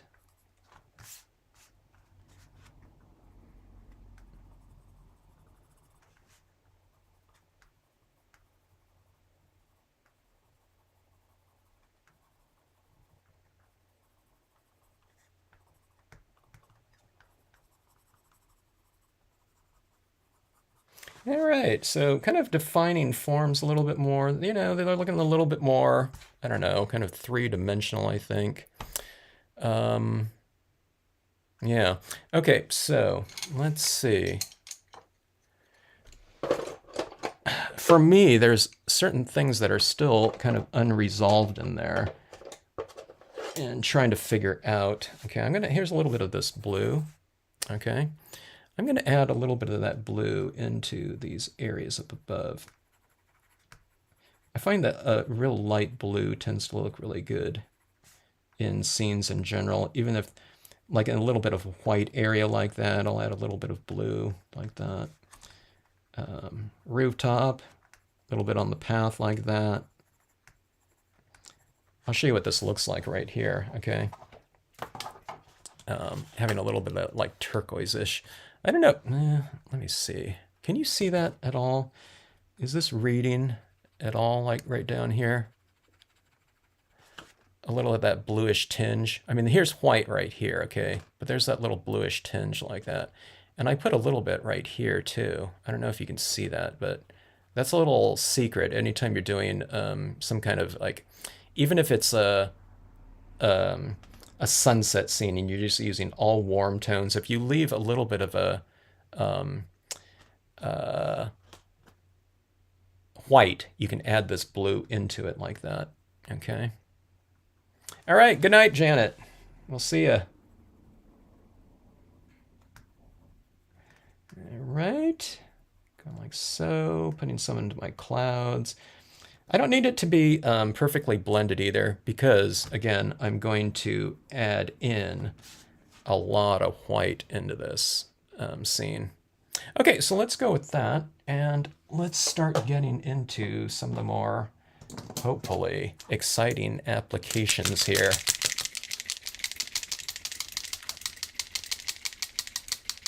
Yeah, it's very subtle on the bridge, that blue there. Like you can see a little bit right here and here. I didn't maintain too much white, and there's a little tinge of it like right up there, so that you can see the difference between like this white and that area right there. Maybe, I don't know if you can tell on screen or not. Okay, so let's start creating some really crazy textures in here, okay? So I'm going to do it with some 3mm paint pens, which are really gigantic, okay? These paint pens are really, I think, the main kind of, or one of the main purposes of them seem to be rock painting, okay? Painting on like an actual rock, you know, doing your little paint marks on it, designs and whatnot. But I like it for kind of these big, bold applications on scenes. I've come to start using it for those types of purposes. I'll utilize some of the smaller ones here too. All right.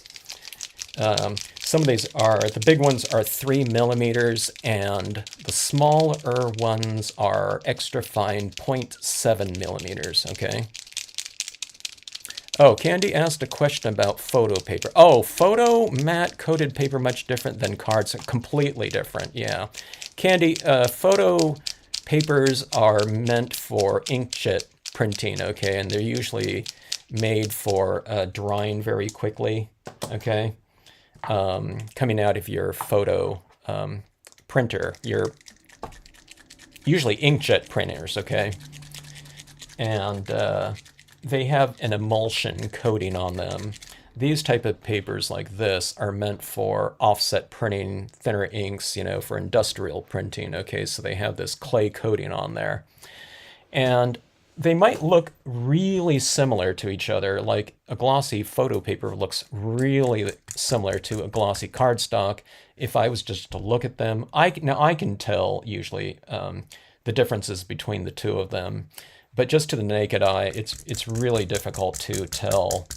But if you're doing certain things on them, okay, it's not going to matter. Certain types of applique. Let's say you're going to stamp onto both of them with dye-based ink or something like that, and just making your impressions, you might not be able to tell the difference in terms of appearance or in feel, okay?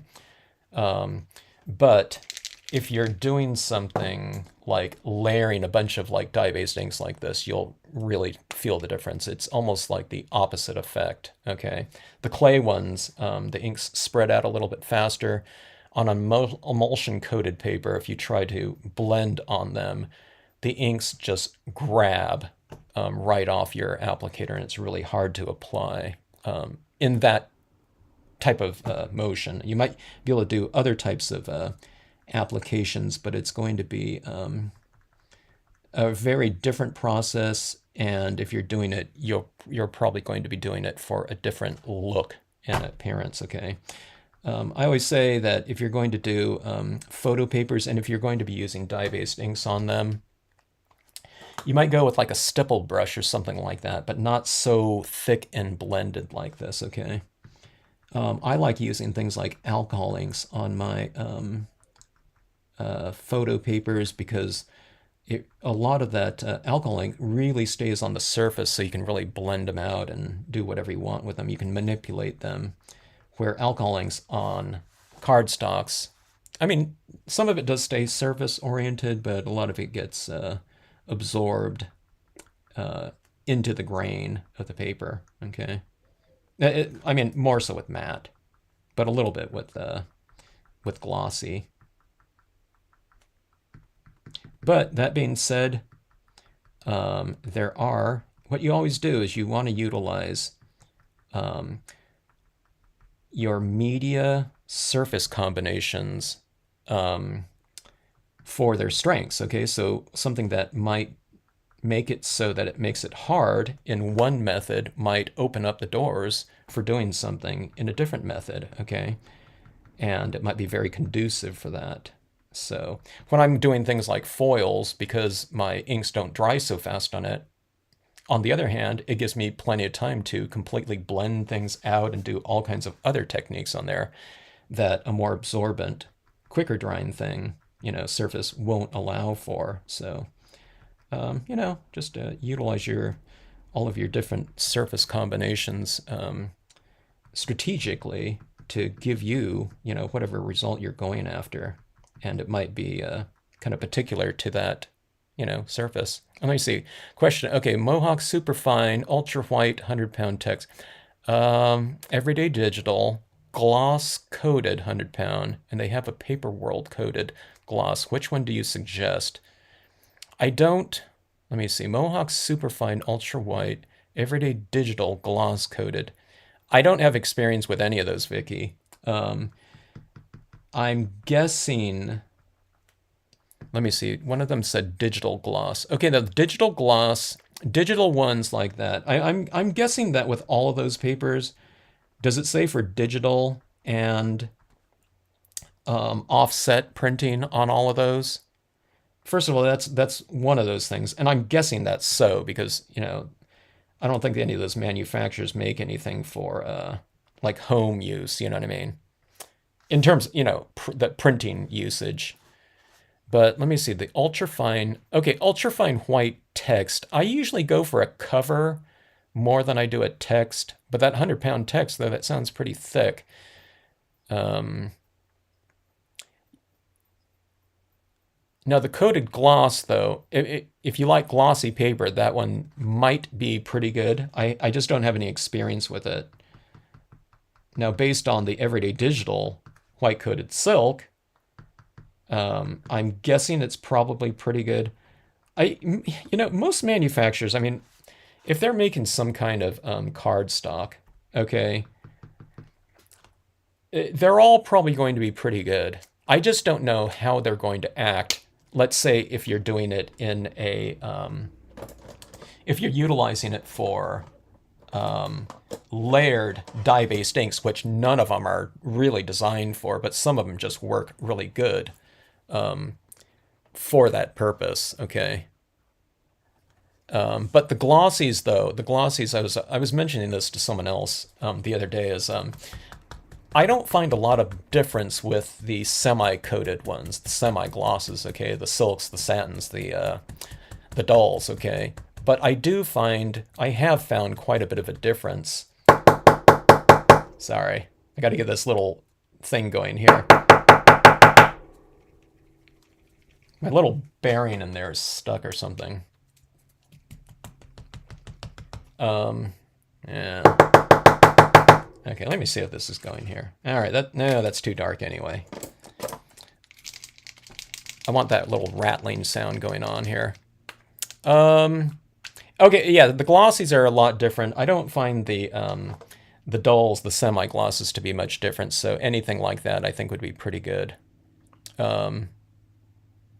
Yeah, I don't know anything about the digital gloss. I should give it a try one of these days. I should go over to Kelly Paper and see if they have any samples of that. I don't think they did, though, because one time I went over to Kelly Paper and I got a sample of all of their glossy cardstocks, and I do have a video using it. I think one of them was oh gosh, I can't even remember now. It's been a few years since I did that video.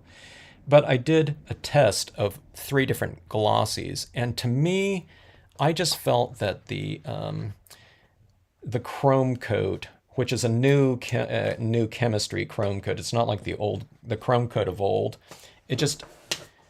I felt it handled a buildup of a lot of inks better than a lot of other ones. Okay, and something like this too would look a lot more dynamic on glossy. I don't know. I just haven't been using glossy as much lately, just to show people that they can use other things. 'Cause like a lot of people that are in like Australia or Europe or the UK or something like that, they have a hard time finding glossy cardstock. For us in the US, for any of you guys in the US, if we want to get glossy cardstock, we can order it on Amazon, like Chrome Coat. Okay, but yeah, Vicky, like chrome coats are out there, unless they're out of stock again, But chrome coat is the glossy cardstock that I usually recommend, and I usually recommend 12 point CS1, which is a single-sided glossy. I don't usually find I need the double-sided glossy. Okay, it's just the double-sided glossy is a lot more expensive, and I'm usually only using one side of the card. Okay, but that's out there.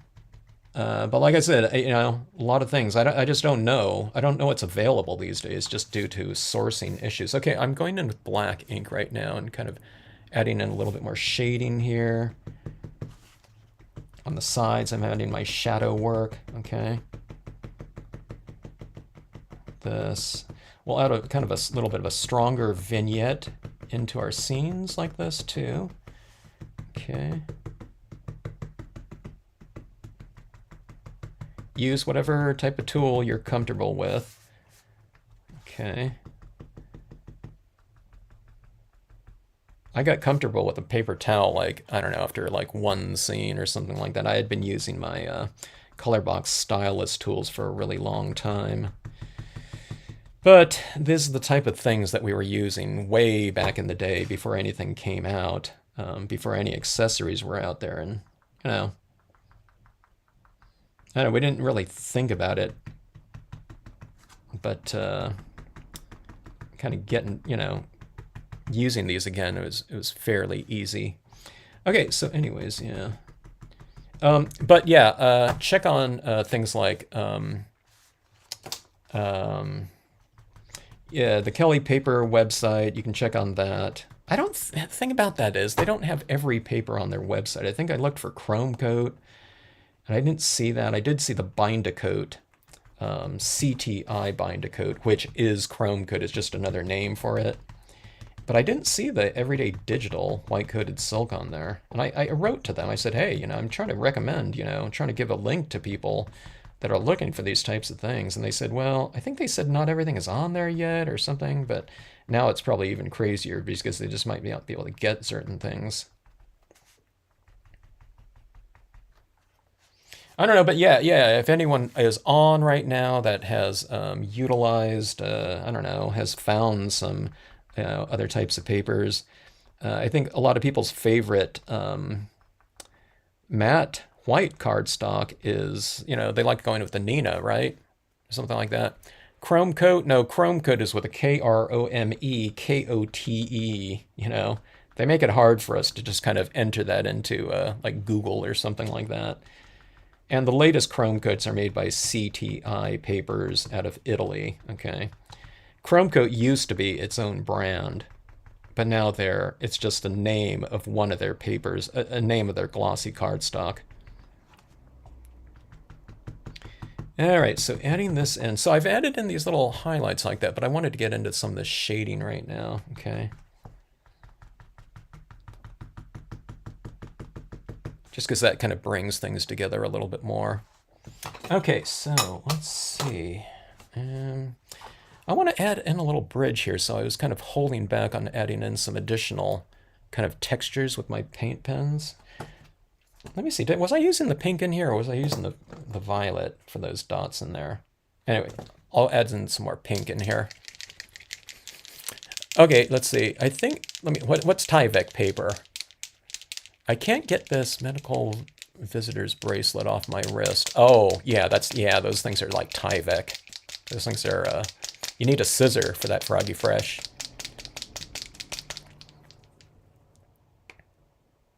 Just keep wearing the bracelet, so if you go and visit again, you'll have that one. I'm joking.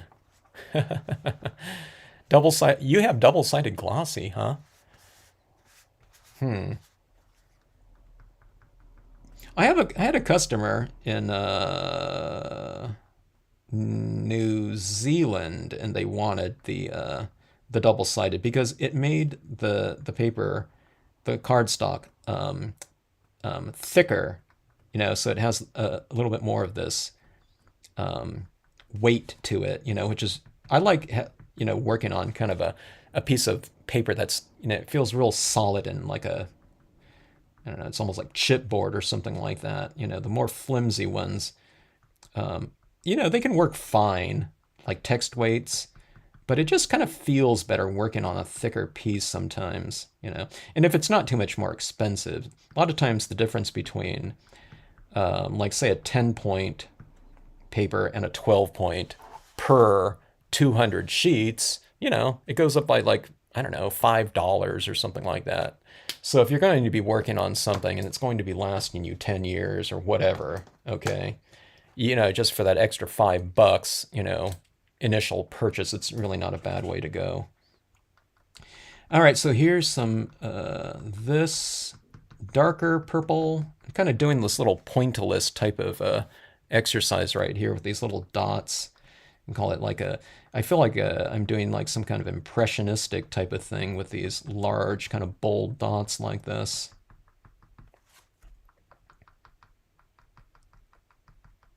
I don't even, yeah, can you see those? And this is one of those things that are really fun to use. I don't know, these bold kind of acrylic paint pens. I don't remember how or when they came out. Hello, Cheryl. Thanks for joining in. I like your little monkey icon there. That's not Curious George, is it?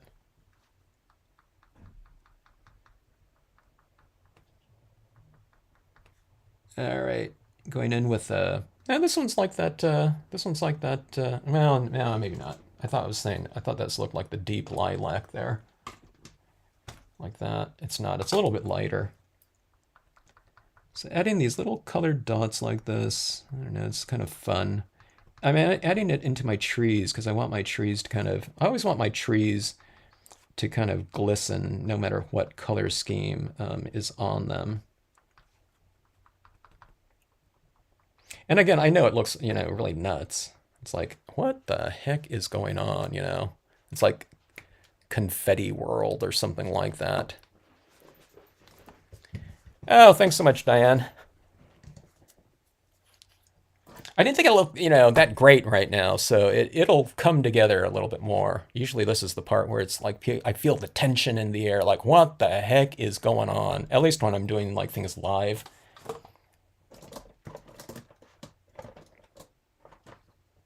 But for me, what saves me, white pigment ink. You can just cover everything up and it blends everything together. It enhances, it obscures, it kind of, it's like the, I don't know, it's like the cure-all. All right, let's do some of these pinks right here. I'm going a little bit nuts with it. I got these acrylic paint pens last year, and I didn't used to use those, and I didn't used to have such a huge range of them. I was going with like I had like a Sharpie paint pen pack, and it was like pastels, and I love those, okay? But it's like now I have this big range of, colors to choose from in like every value, going from kind of like super light and dull to, dark and bright. We got, we have neon, so admittedly, I probably overdo it a little bit. I don't know. It's like I didn't feel repressed, like color repressed or anything like that, but I don't know. Maybe in retrospect, only working with like a white pen for, like years or something like that. Then I got onto the gel pens, which kind of are harder to use because they, you're dealing with a roller ball point, which is good for certain types of applications, like if you're writing with them. But if you're doing just little dots like this, they just don't flow as well as this. Okay, so that being said, let's see. Let's add in a little bit. Here's like a neon green down here for the surface. Yeah, it probably takes a little bit longer. But you know what the thing, though, Froggy Fresh, that occurred to me is I think I take my time to work on these more because I'm chatting, but I don't think you're like holding me back. But as long as I'm sitting there answering questions, I'm working on these things more. So I think my scenes are coming out better. Okay, because if I'm doing a video just without anyone, I'm kind of trying to hurry in some ways to get through it because, you know what I mean? Because people only have like a certain attention span watching something like that. So I really want to get those things done a lot faster. There's some videos that I used to do that were really long, okay? But generally, I try to get through them really fast, I don't know.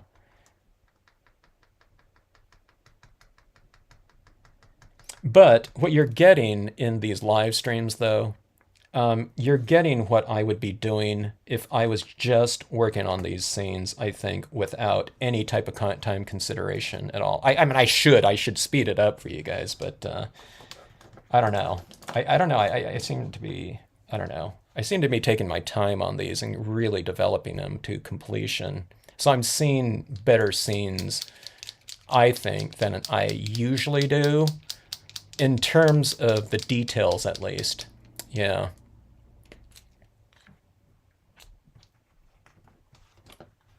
Good night, Maureen. Okay, so adding in some little textures into my path here. Okay. This is like a little tan here.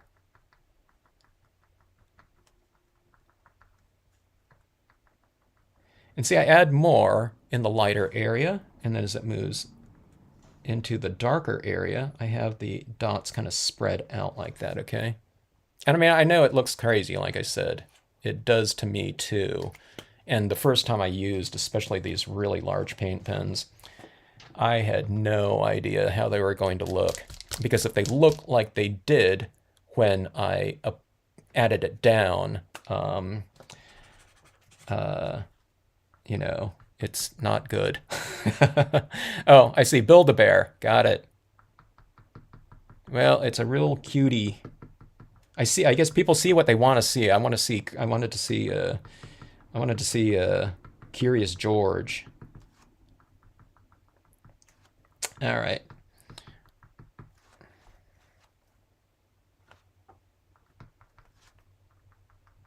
Okay, so this is using white here. Going into here like so.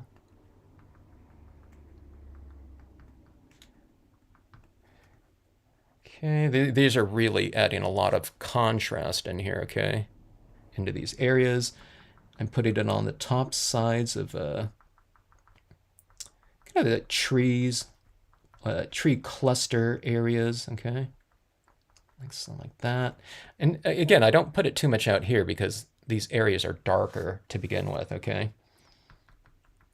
Like that.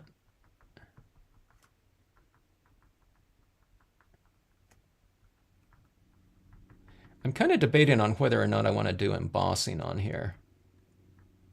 I might do that because I might want to put in like an embossed fence down in this area. Okay. All right. Going and adding in some highlights up into my clouds.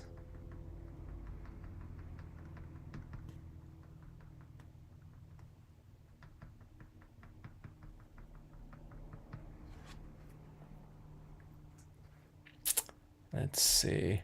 Cheryl, you recognize that that monkey, huh?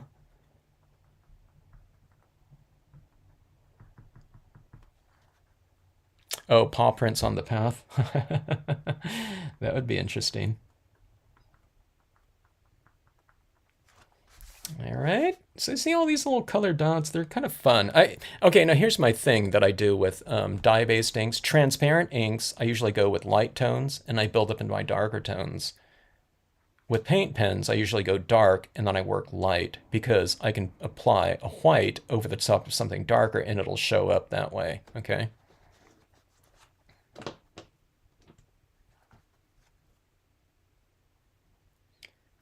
Hello, Janine. Thank you, thank you.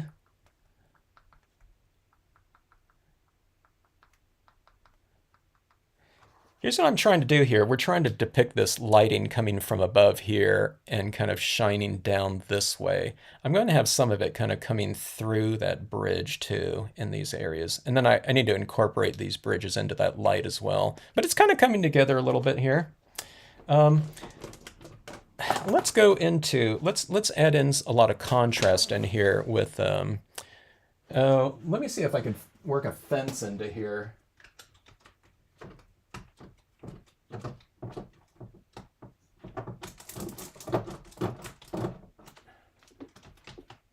All right, where's my fence? Oh, here we go. Sorry, it's right on my desk here. Okay, it's just going to be a little bit of a piece of it, and we don't have a lot of space here, but let's see. Let's go like this here. Okay, all right.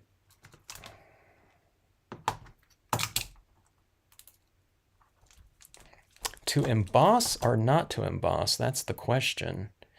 If I emboss on here and then I dry it, it'll be ready to go and I can just start toning in. Let's emboss this one, okay? All right, so let's go with VersaFine Clair. Everyone have a VersaFine Clair? Get to bed, get some rest. Froggy Fresh, you've been up since 5 this morning.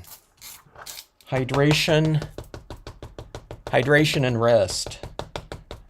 If you've been up that long. All right. Here comes the fence. I'm just using a small portion of it because I only have this little bit of area down here for it, okay? So I'm going to go like this. And then we'll use a clear embossing powder on it. I've tried, embossing black powder on black, but I think I like the clear on black better. It seems more like raised and smooth to me, at least with the powder that I have.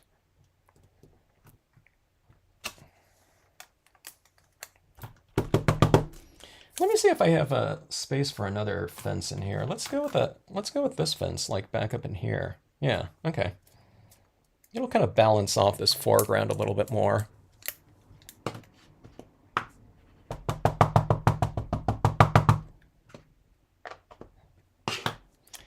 Okay, so we'll put another one right on this other side. I don't know, it's probably like 1/3 of the stamp or something like that. But I made these fences kind of curved where they can kind of enter in from like any direction, and you can kind of use them at different angles for whatever need you, whatever fencing need you have, okay? All right, so let's get these embossed. And again, this is just the clear ultrafine powder.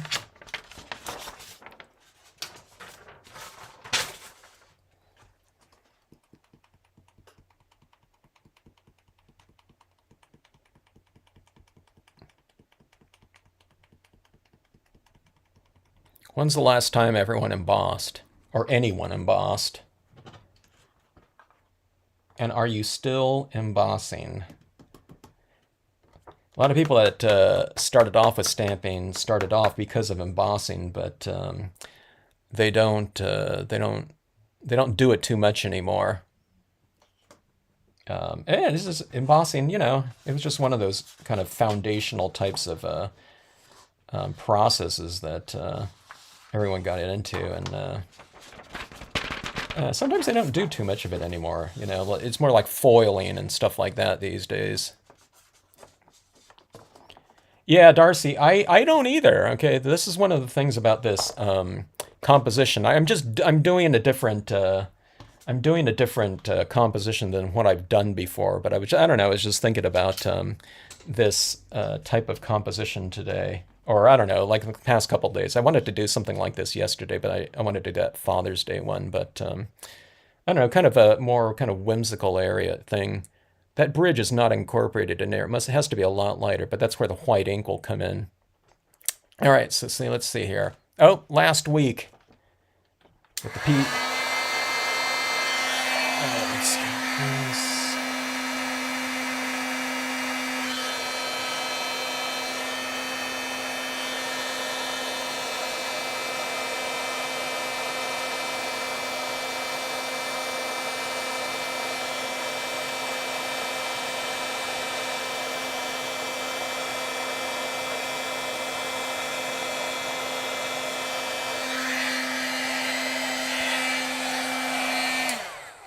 You can't beat that for for visual depth, right? I mean, that really kind of stands out from the background. It's almost too much right now. We'll kind of incorporate it in a little bit more. But I don't know, isn't that fun right there? And, you know, nice and raised and whatnot. All right, I'm going to incorporate that in, like I said, a little bit more. Let's bring in some little bit of rock textures. I mean, it's the only thing that's really that solid black in there. I stamped out all my images in black, but yeah, let's go in here like this and add in some kind of textures like this. It's kind of like acting like a little bit of shading as well in some ways.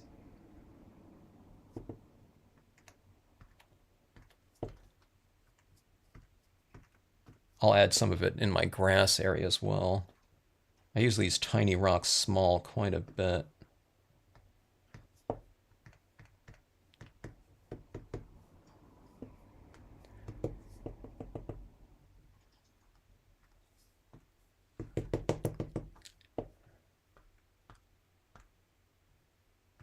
That's interesting, Cindy. Embossing, it's like a cold weather technique there. Jen embosses all the time. Got that your heat gun probably right next to you. Same with you too, Diane, huh? Kay has so many powders, but haven't embossed in ages. It's time to break those out, you know. But anyways, here's some of those black impressions down here. See how this was kind of an isolated black in here, right? But now we have these around in here, so it incorporates it into the scene a little bit more, wouldn't you say? You know, by having some of those additional black images in there. You know, they're not embossed. I mean, you could emboss some of them. Sometimes it's fun to stamp a couple of these out in just like a dye-based ink. Then you have another one in there, but it's kind of raised so someone, when they get this card, can kind of run their finger over it, you know what I mean, and have it embossed. Or you can also do these things with these paint pens. I don't think I'll do it on this scene, but I can add in some fresh little dots in there, and then you can add that powder over it while this paint is still wet, and then you can have some little raised bits like that, which is really fun to do. So, yeah, it really brought it out, didn't it, Christine? It kind of, everything is a little bit more three-dimensional too. And when you add this in here like that, suddenly this, I mean, this is represents something close, but when you have something like that that's close and crisp like that, it really kind of expands on the visual depth of the piece. And, you know, so something like that really contrasts nicely with this area up here that's so light and distant, and you have something that's dark and close like that. Now, I think this is going to look good if I have some additional branches or something like that coming in from the sides. I'm not I'm not exactly sure if I'll emboss them or not, but let's do that after too. Let's add in some of that white ink. Okay, now this is the thing that I've been waiting to get to all this time. It's like, okay, Kevin, you know, the thing that you've been waiting to get to all this time, it takes you like took you 10 hours to get to. Not all the time, but this is the part that I really love because it really brings things together even more. Now, I might be doing some other types of paint applications or something like that once I get this in here, but I want to see how it's going to look. Let me adjust my exposure here a little bit. Okay, that's a little bit too much. That's about right there. Okay, so that's about the colors that this scene looks like right now. Okay.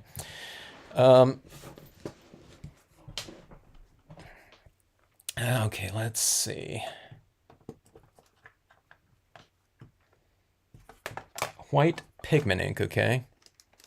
You can use any kind of white pigment ink. I'm just using, I've come to start using the Brilliance, but I used to say don't use the Brilliance because it dries too fast, but I've gotten really used to using it and kind of, you know, I like that quicker drying aspect of it, okay. But I used to always say use the, I was using the Clear Snap, what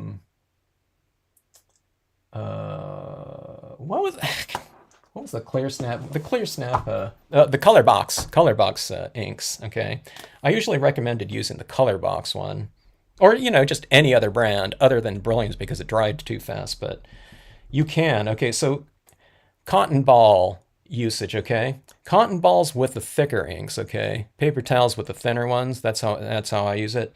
But when I do this with a cotton ball, naturally it gets all frayed looking like, you know, like this, okay? That's not easy to use. So all you do is you just kind of squish the ink back into it like that, and then you have a nice flat surface to use, okay? But you don't want this all goopy and, you know, totally wet with ink, which a lot of people's brand new pads are going to be, okay? So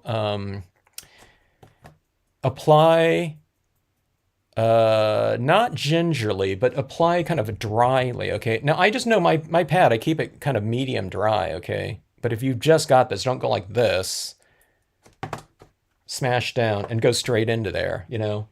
Use it on a piece of, you know, see, look at mine right here. See how kind of pale that is? You can barely even see it. That was like 5 taps right there, okay? So that's 10 taps. Okay, that's all a little bit too dry. Okay, so here I'm adjusting it. I'm adjusting my pressure. I'm tapping a little bit more solid. But see, that's what I'm using right there, okay? Now that's on some foil, okay? So you get the kind of the gist of that, right? But people, when they do that though, they go like this and they think, I can't see anything at all. Then they go in here and then they're like this, and it's a big blob of, you know, like almost like white paint, okay? So that being said, just, you know, kind of be aware of how much ink you're transferring onto your paper, okay? All right, so remember how I kept certain areas a little bit light? We have that oscillation between light, you know. This isn't dark up here, but it's a little bit darker. This light area right here, this is darker, this is lighter. Well, where you start to apply this is in these areas like this that are light, that transition, that transition into darker objects next to them, okay? All right. Oh, Karen, you embossed in gold. I was going to say, I think people are still doing a lot of gold embossing these days. But yeah, I'm with you, Darcy.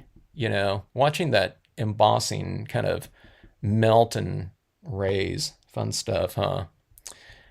Resist emboss, huh? That sounds cool.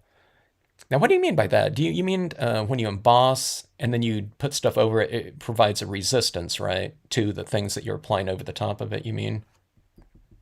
Okay, here we go. And applying that in. I'm applying a little bit too much here. Let me remove some of it. Okay, so I just did what I just said not to do, but just kind of wipe it off, okay? Going out here. Okay, so I'm using a lighter touch like this, okay? Or I can blot it off like this here.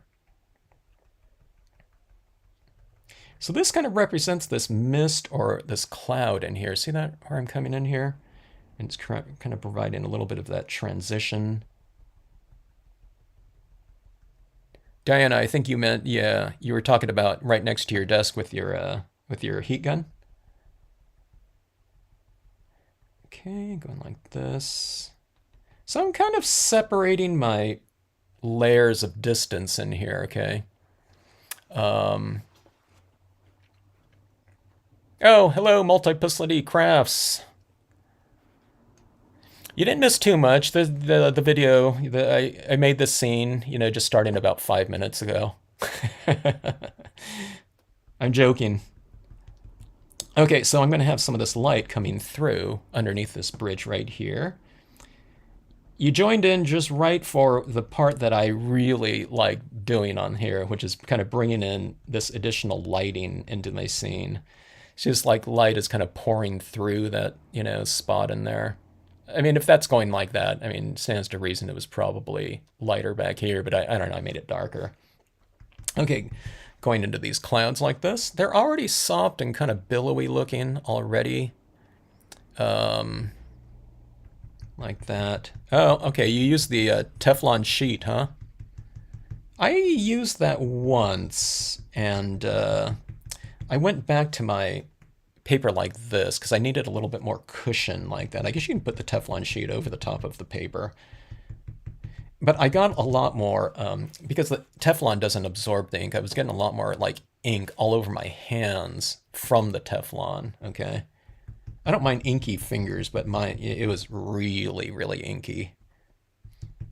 Okay, now where I did, you know, I have some of these areas in here that, you know, I didn't wipe off maybe the cloud enough, or, you know, as much as I thought I could or should have. So you just go back in and you just add in your white right back into there, and look at that soft kind of glowing light on there.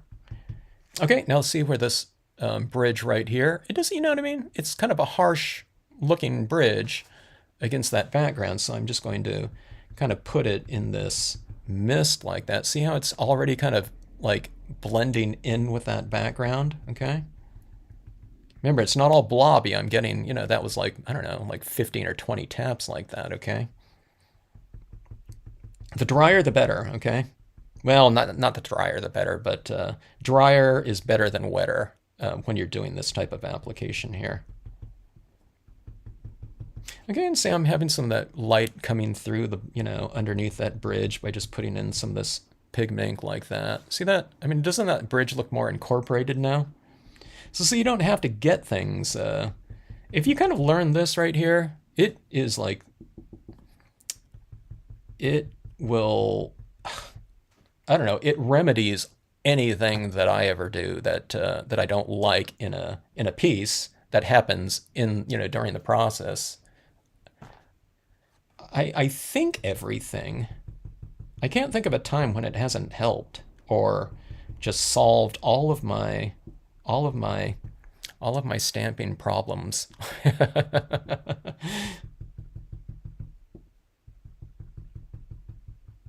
Okay, let's see here. Let's put a little bit above here.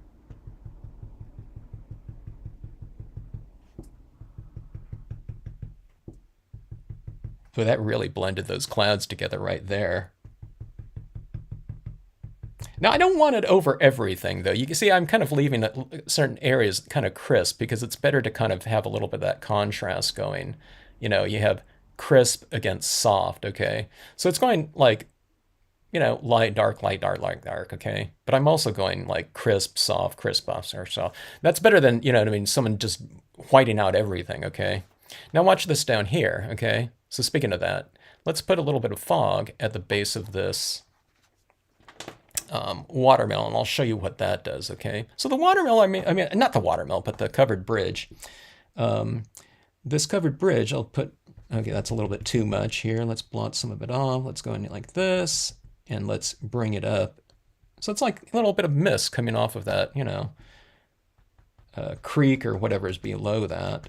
And see, I don't go up all the way up there. I just kind of have it kind of hovering about down at the base like that, okay? See that? Look at that little thing. It's not even, but it's just like a little feature like that. Let's put a little bit over here. Like this, okay? Something like that.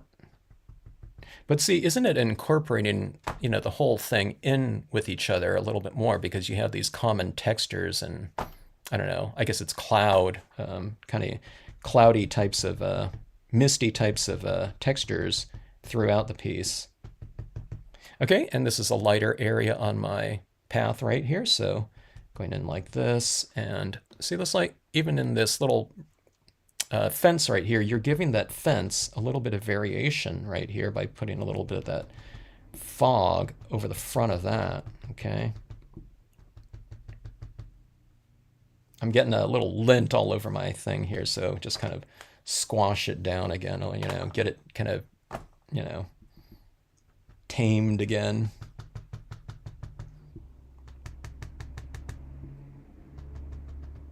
Let's bring this one out this way a little bit, like this. See, I'm kind of transitioning it. I put more here in the lighter area. Then I'm going to tap it a little bit lighter out this way, and you get that, okay? But anyways, that's what that looks like now.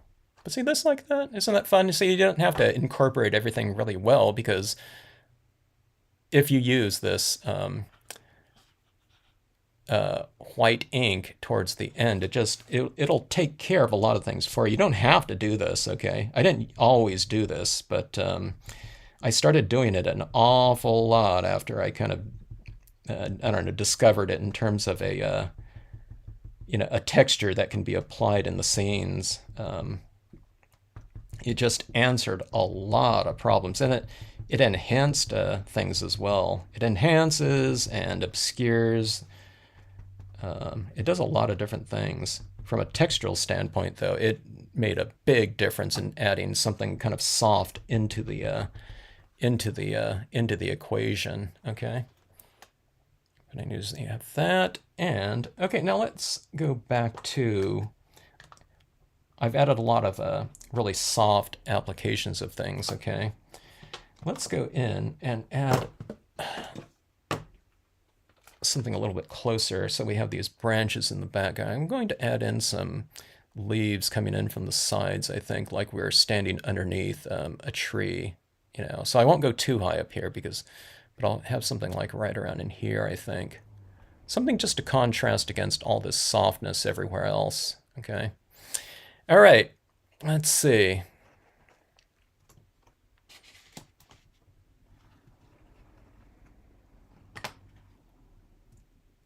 Yeah, you just kind of keep going, going back and forth, you know, as needed. You know, that's exactly it.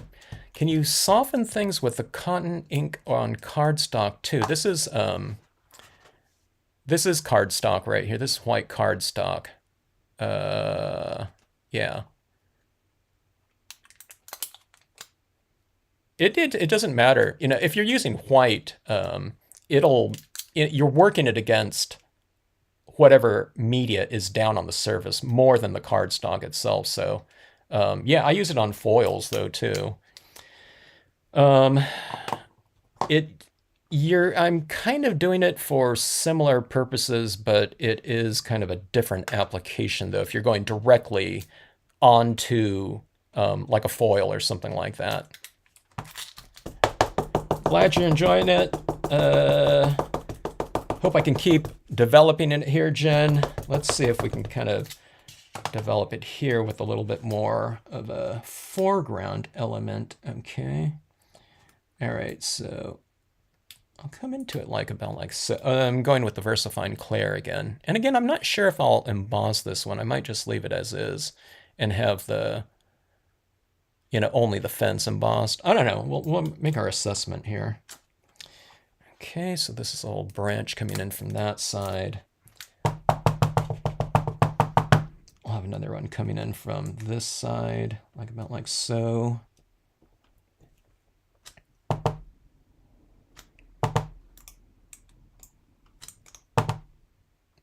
I'm going for, you know, several impressions just to kind of balance things off a little bit more, like that.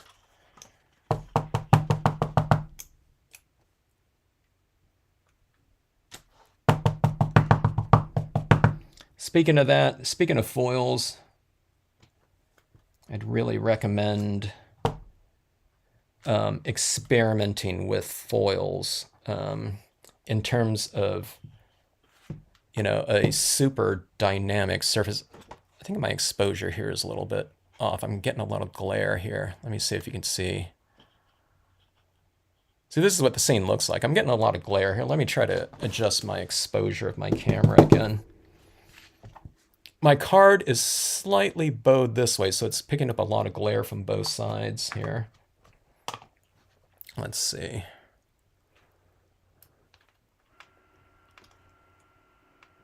Here we go. Okay.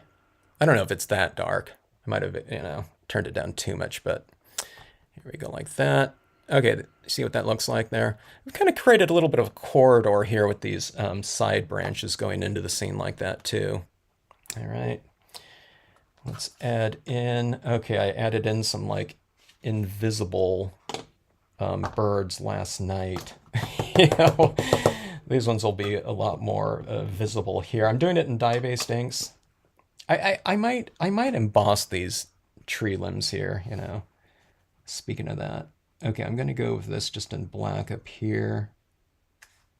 All right, like so. All right, like that. It kind of re-emphasizes kind of the, you know, the height of this by having those kind of birds kind of going up there into that light like that.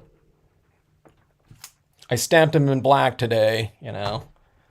Not like in that pale gray that barely showed up in that scene yesterday. Let's go ahead and emboss these because I want to format this card and I want to show you guys what this looks like in, you know, card format. I can put a quote up here too. That's light enough where I can stamp something in there. All right, embossing again. Everyone break out your embossing, especially if you haven't embossed for a while. Time to bust those out again. I never used to emboss. I think I embossed for the first time like 2 months ago. Or I don't know, has it been 3 months? Someone swears that I went to a workshop with them once. And they remember me embossing, but I don't remember embossing before.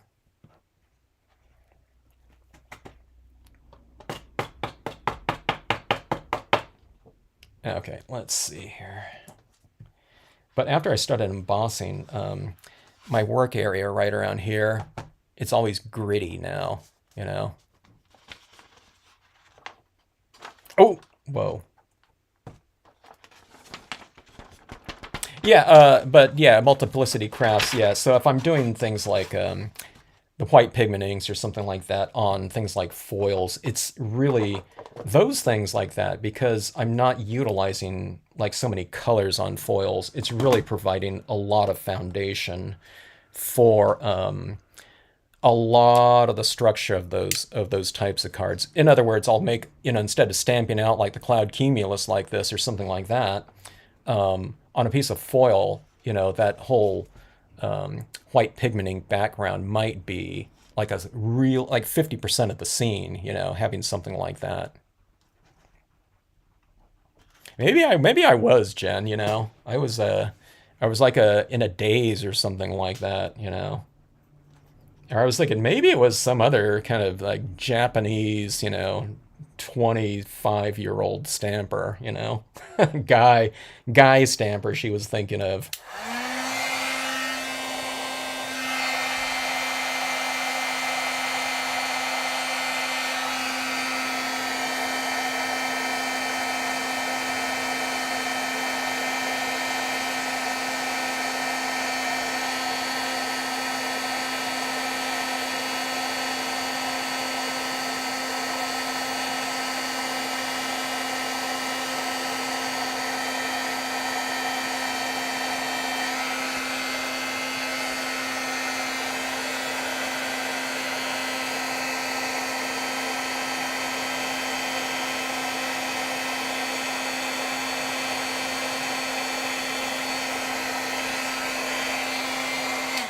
I think it was a good idea to emboss it. I think those look better embossed.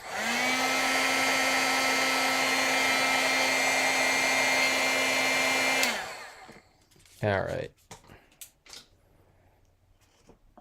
See that, like that? Those trees really kind of, those leaves really stand out from that background now, don't they?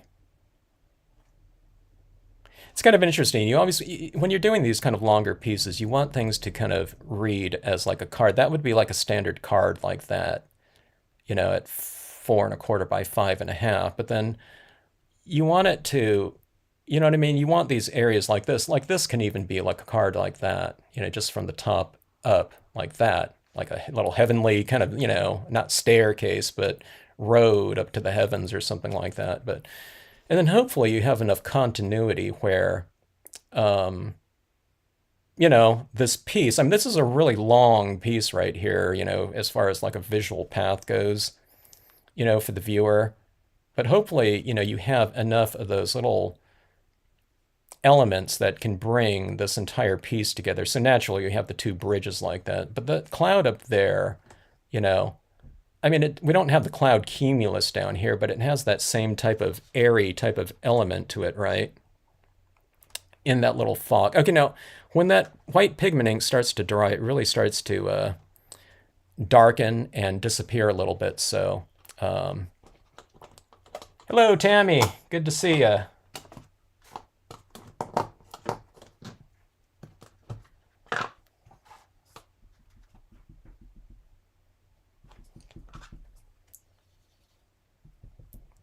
Don't worry, you're not late to the party. This is just, you know, this is the first scene of 3 that we'll be doing today. I'm just joking, people. People are going to be running for the hills, you know. Okay, so yeah, these dry darker, and then when I heat set this, it kind of expedited that dry, you know, that darkening. It gets a little bit more see-through, transparent. It's never really opaque because I want those images to show through, but then you just kind of hit it again and build up that tone, that lightness or texture accordingly. You know, the more you want it to go. And plus too, sometimes it's fun to, like say on some of these leaves right here, okay, these leaves are nice and dark and black, but if you want to kind of add a little bit of lighting to them, you can go over them like that. So see, you have a little bit of that tone. See, like right here, if you want to add a little bit of this kind of subtle lighting, I mean, it doesn't have to be real subtle. You can put a lot of that, but see that little tone over those leaves like that? Maybe that's a little bit too much. I'll just wipe it off like that. But you can kind of add lighting onto those objects like that, you know, just like this with the fence down here, okay? And let's go in here a little bit more around this path, this roadway. I like to kind of create this illuminated path wherever, you know, for the viewer to kind of enter the scene from. It kind of makes for a kind of a welcoming type of thing to go into this type of thing like that.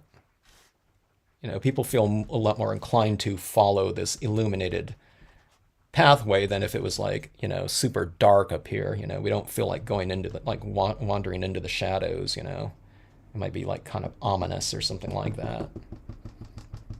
Believe it or not, my ink right here is still a little bit wet. Isn't that amazing? So I'm going in here with, you know, quite a bit of a wetter application right here so that I'm applying a little bit wetter onto that wetness. So maybe it won't transfer out, because if this is a little drier than that, that is going to apply to this more than this transferring onto that. Okay, that's my thought about that. Okay. So like that.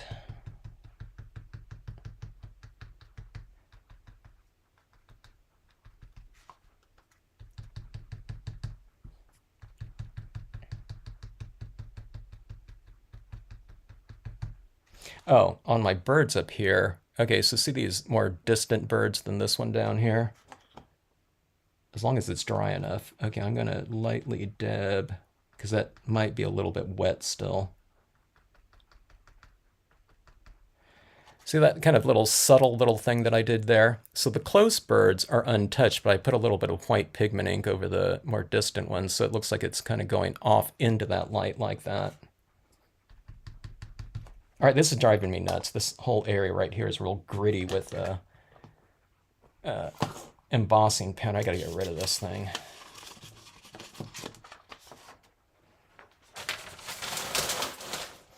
All right, so I think we're just about ready to wrap this one up. A few more little highlights here. Yeah, this one's, I'm using some other colors. I've used this kind of color scheme in the past, Tammy, but I don't do it too often, so it's always kind of fun. I like the pinks and greens together. This one I've went a little bit more kind of magenta-ish, you know, in the deciduous trees here. Okay, so here's some white acrylic ink, and I'm adding it on the top side of that covered bridge like that, okay? Giving it a little bit more, I don't know, top lighting. All right, like that. I'll bring it in on a couple of these other areas. Like on the top part of this bridge, I don't know, it got a little bit dark, so I can put a few more highlights of light onto that, like that. Okay, so it just looks like, you know, looks a little bit extreme, but when you look at it like that, you know, it just kind of blends in a little bit more. Same thing with this one right here, the top side of this. You've heard of that, what was that? I already forgot the name of it. It wasn't outline less, what was that? Outline less coloring or lineless coloring? What, I don't know. Someone reminded me of that the other day. I already forgot. Okay, adding some highlights onto some of these leaves here, capturing some of the light. Okay, like that. It already kind of captures some light because it's, you know, that embossing is, all right, this is all coated with embossing powder too now. I don't know. I think it's everywhere. It's like glitter, huh? You know, you use it, someone uses it somewhere and it's like everywhere. Adding some highlights onto my clouds like this. I can add some light beams into this too, and that one might be kind of interesting. Do we want to get into that though?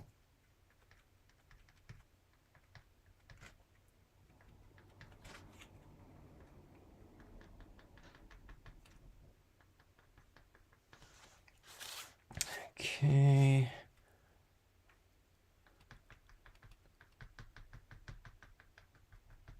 This is called specular light. It's light that's brighter than white. It's supposed to be those little reflective areas off objects. One time I was writing an article for one of those magazines, one of those stamping magazines, and I was mentioning specular light, and someone edited my article and they wrote spectacular light. And I mean, you know, I mean, it fit. It wasn't really what I was saying though.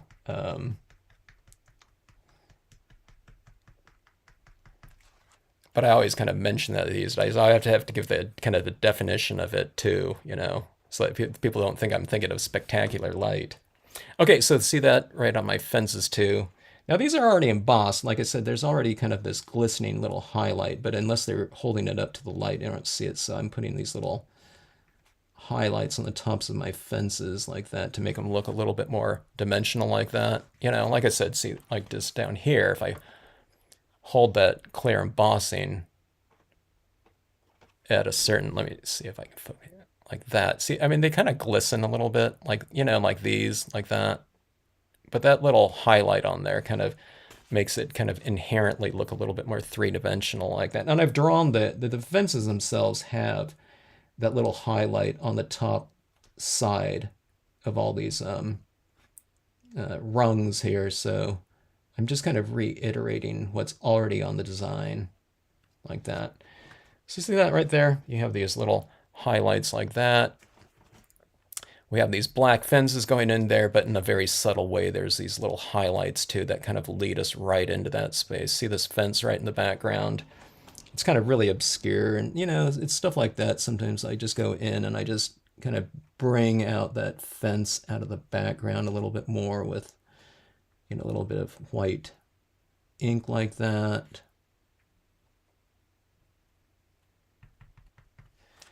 Okay.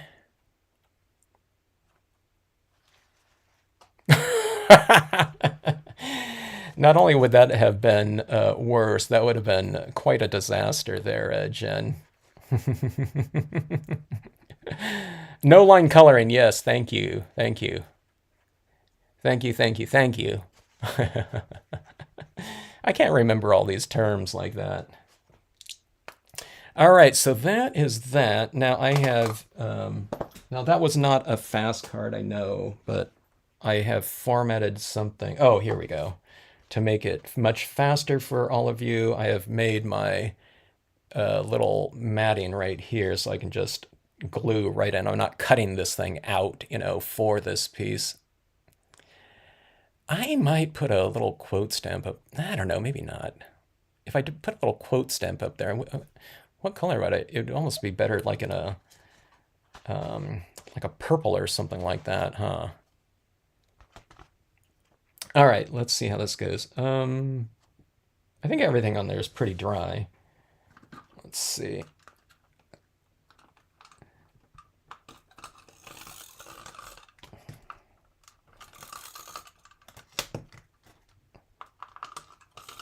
I don't know. I think the piece, you know, I think the piece came together reasonably well. On certain types of color schemes and certain types of methods,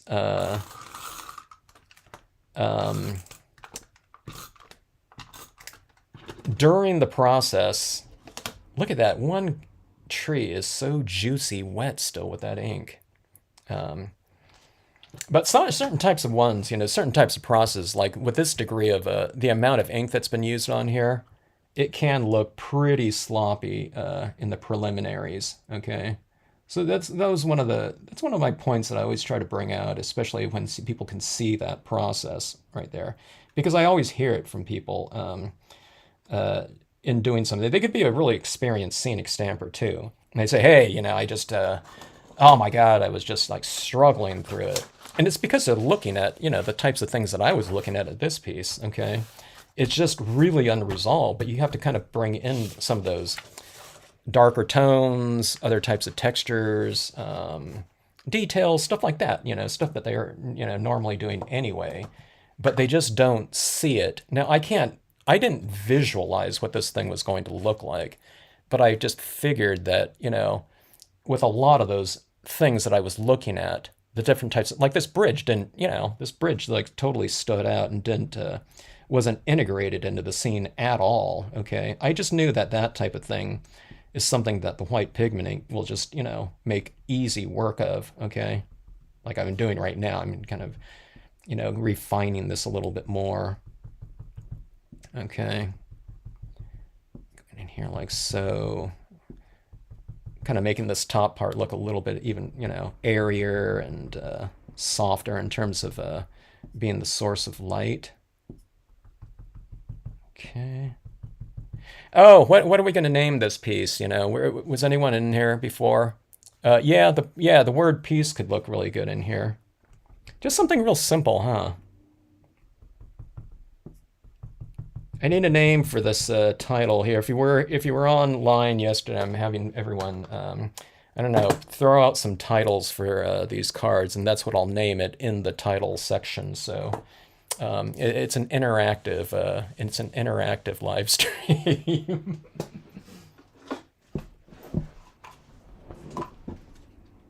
We're incorporating all of you into it. I don't know. Yeah, I don't know what I would title this one, but it's not what I would title. It's what would you guys title it? Let me see. Let me see this. Let me do something like this here. Let me see how dark this one would be. Okay, this is like violet right here.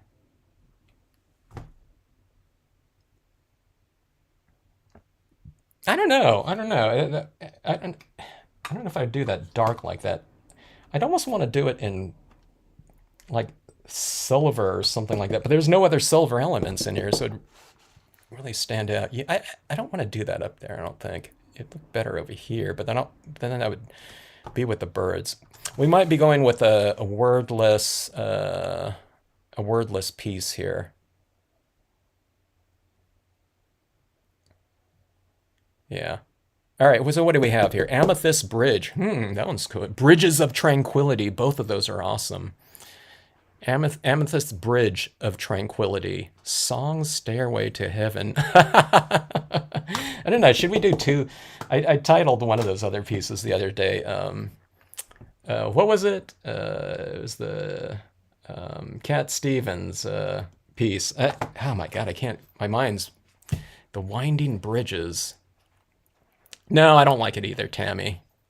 I think it would. I think it would detract a little bit. It would have to be in white, but then it would be so subtle. I don't think we would be able to see it. So I think we'll just leave it out of there. Amethyst Bridge, Bridges of Tranquility, Bridges of Tranquility, Stairway to Heaven, The Winding Bridges. Does anyone? Are there any seconds for any of these pieces? You know, by the voters out there, or if someone has a different one. I don't know. You can throw that out there. Let me see. Let me see if you guys are seeing the colors on here. All right. Yeah, that I'm looking at my screen here. I think that's pretty much the color scheme of that piece right there. Here, I'll show you some little. We'll see if this inspires any more titles. If there's any more. It's a little out of focus right here, but here we go like this. See all those kind of crazy little dots in there? You know, if you look at it like, you know, close up, they look a little bit nuts, but you know, the white pigment ink in there kind of mellows it out a little bit.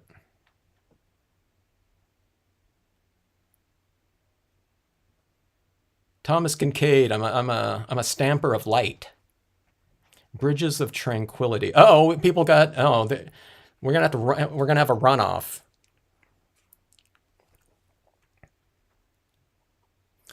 We can add in like Amethyst, the Amethyst Bridges of Tranquility. That's a little bit long though, huh? But we could, you know. We could have it in there like that. Uh-oh, two of the Bridges of Tranquility. We got three. I like the Amethyst Bridges of Tranquility. Or we could do like this. The Amethyst could be in parentheses, and then Bridges of Tranquility. Oh yeah, Morning Has Broken was the other one. That was right. Yeah. Yeah. Okay, I think we'll go with that one there. I'll put the Amethyst in like parentheses and then Bridges of Tranquility. That was excellent. Who came up with that one there? Let me see.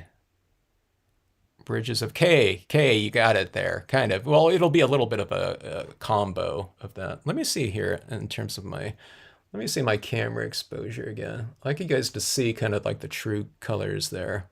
Yeah, it's a little bit dark, but kind of, you know. You can see kind of the brighter tones down here and whatnot. So anyways, here's what we're doing. Here's what we're looking at right here too in terms of the visual path. Like I said, I could have stacked these just really central like this, okay? I think it would have been a little bit too static, but see this right here? The viewer's eye can enter this scene like this, and they're going this way, and then they'll probably look to this bridge right here, and then they'll go back around like this, and then it's going like this, and you kind of follow the angle of those birds, so I don't know. So here's my question to you. If you guys were just to look at this, you know, for the first time and go like that, you know, is your eye going to this right here and going upwards? Or some of you looking like this and going down? So is it like an up or, I don't know, bridge to sky type of visual path? I was talking about this with my class participants this last weekend, and we were talking about visual paths that we create in our scenes. Okay, as you know, I don't compose kind of totally with that in mind. Okay, I just do certain things, and I'll make my tweaks along the way, maybe to direct the viewer's eye a little bit more. But that's one of those things. When people look at this, they're not looking at in as an entire thing, unless they're looking at something like this from 10 feet away. But when they get to it, which way do you go? Are you looking at from, a certain way? The bridge to sky is the way you go? Oh, yeah, from bottom to top, then. Then your eye kind of go right there. Diana, you look right here, then? Like right in the center area right here. This is your kind of landing spot. Jeannie goes up like that. I'm just kind of curious because when we were talking about it, over the weekend, it was like split. Everyone had kind of a different visual path that they looked at. Someone said if there was like or was it in here? I don't know if it was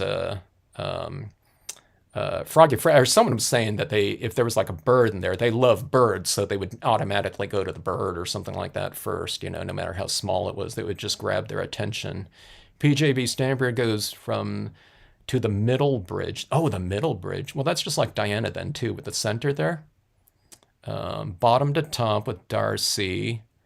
Okay, you start off with the colors, so the brighter tones probably then. Yeah, near to far then, kind of like that. Yeah. Oh, Vicky, you go from the top down. Got it. Well, we do read, we do read from the top down like that, So multiplicity goes to center, bottom to top, bottom. Yeah. Christine, yeah. I think that's the way I do it. For me in creating this scene, I think I probably start right here. It's like my little visual path, I'm guessing. I don't know. I might look right here, initially. Then I probably go right down here. Then I kind of go like that up to the top, a little bit of serpentine type of thing, or like this, this, and then kind of up here. And then I kind of go back around down here. I'm guessing again, But that's one of those things. It's another one of those things. I don't think we have to compose that way. It's just too much to think about, But ideally, if you kind of create this kind of pathway, it's not like a maze or something like that. But if you create those kind of little pathways like that, naturally, the bigger the scene or something like that, the more kind of visual track you can lay down for your viewer. But if you can kind of keep them going around in something and then going back around and doing this sort of circuit, you might say, ideally that means that you're keeping their attention a little bit longer, and it's creating more of a little bit of a visual journey for them. Yeah. So Diane and Cindy, it sounds like yeah, it's like a bottom to top thing for you guys too then, huh? Yeah, Darcy, yeah. The visual lead-ins like that.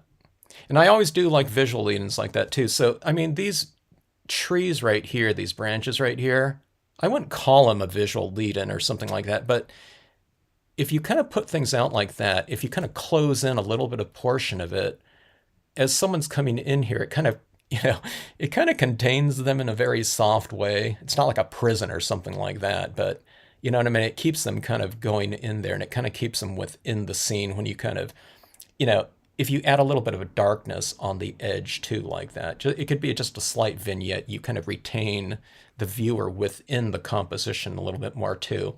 And that being said, you can see this like a stage, So if you're doing scenes or just cards in general, it doesn't have to be a scene, okay? How everyone kind of, or not everyone, but they kind of make the areas around it a little bit darker. That kind of contains the viewer into that piece. And when you do it that way, you're saying that this is kind of a world unto itself. It's not just a little piece of something, but it's missing everything else out there. When you can contain things with a little bit of a extra tone on the sides like this, it doesn't have to be super dark, like I said. It's more like a stage. And in that stage, when you're watching a stage production, it's, that is its own world, And that's the way like a set director. So when you think about these things like that, think about yourself like a, you're your own set director. You're the lighting director of your own complete world like this, and you can just do that with, those additional, like I said, like a little vignette or something like that around the sides, and or some objects like that. I think the branches really helped like that. If I went up here with the branches on this super long card, I think it would have been too crazy going up here. But I usually do it, in much smaller cards, something like that. I might have the branches coming from up top like that. Anyways, yes, I do spray seal these pieces on cardstock, um, just for protection of, especially like the white pigment ink. The white pigment ink is on here. It's not going to come off. Okay, it's not going to wipe off. But one of the things that spray sealing these pieces does do is it makes these colors a little bit brighter, because they have a tendency of drying slightly duller looking. Okay, and I don't have a problem too much with the Marvy inks, but especially the Distress inks, the Mementos. Now, I'm not saying that these things always dry dull, but when you lay them over the top of one another, like that, and if you have 5 different layers, they tend to dry kind of in a frosty sheen.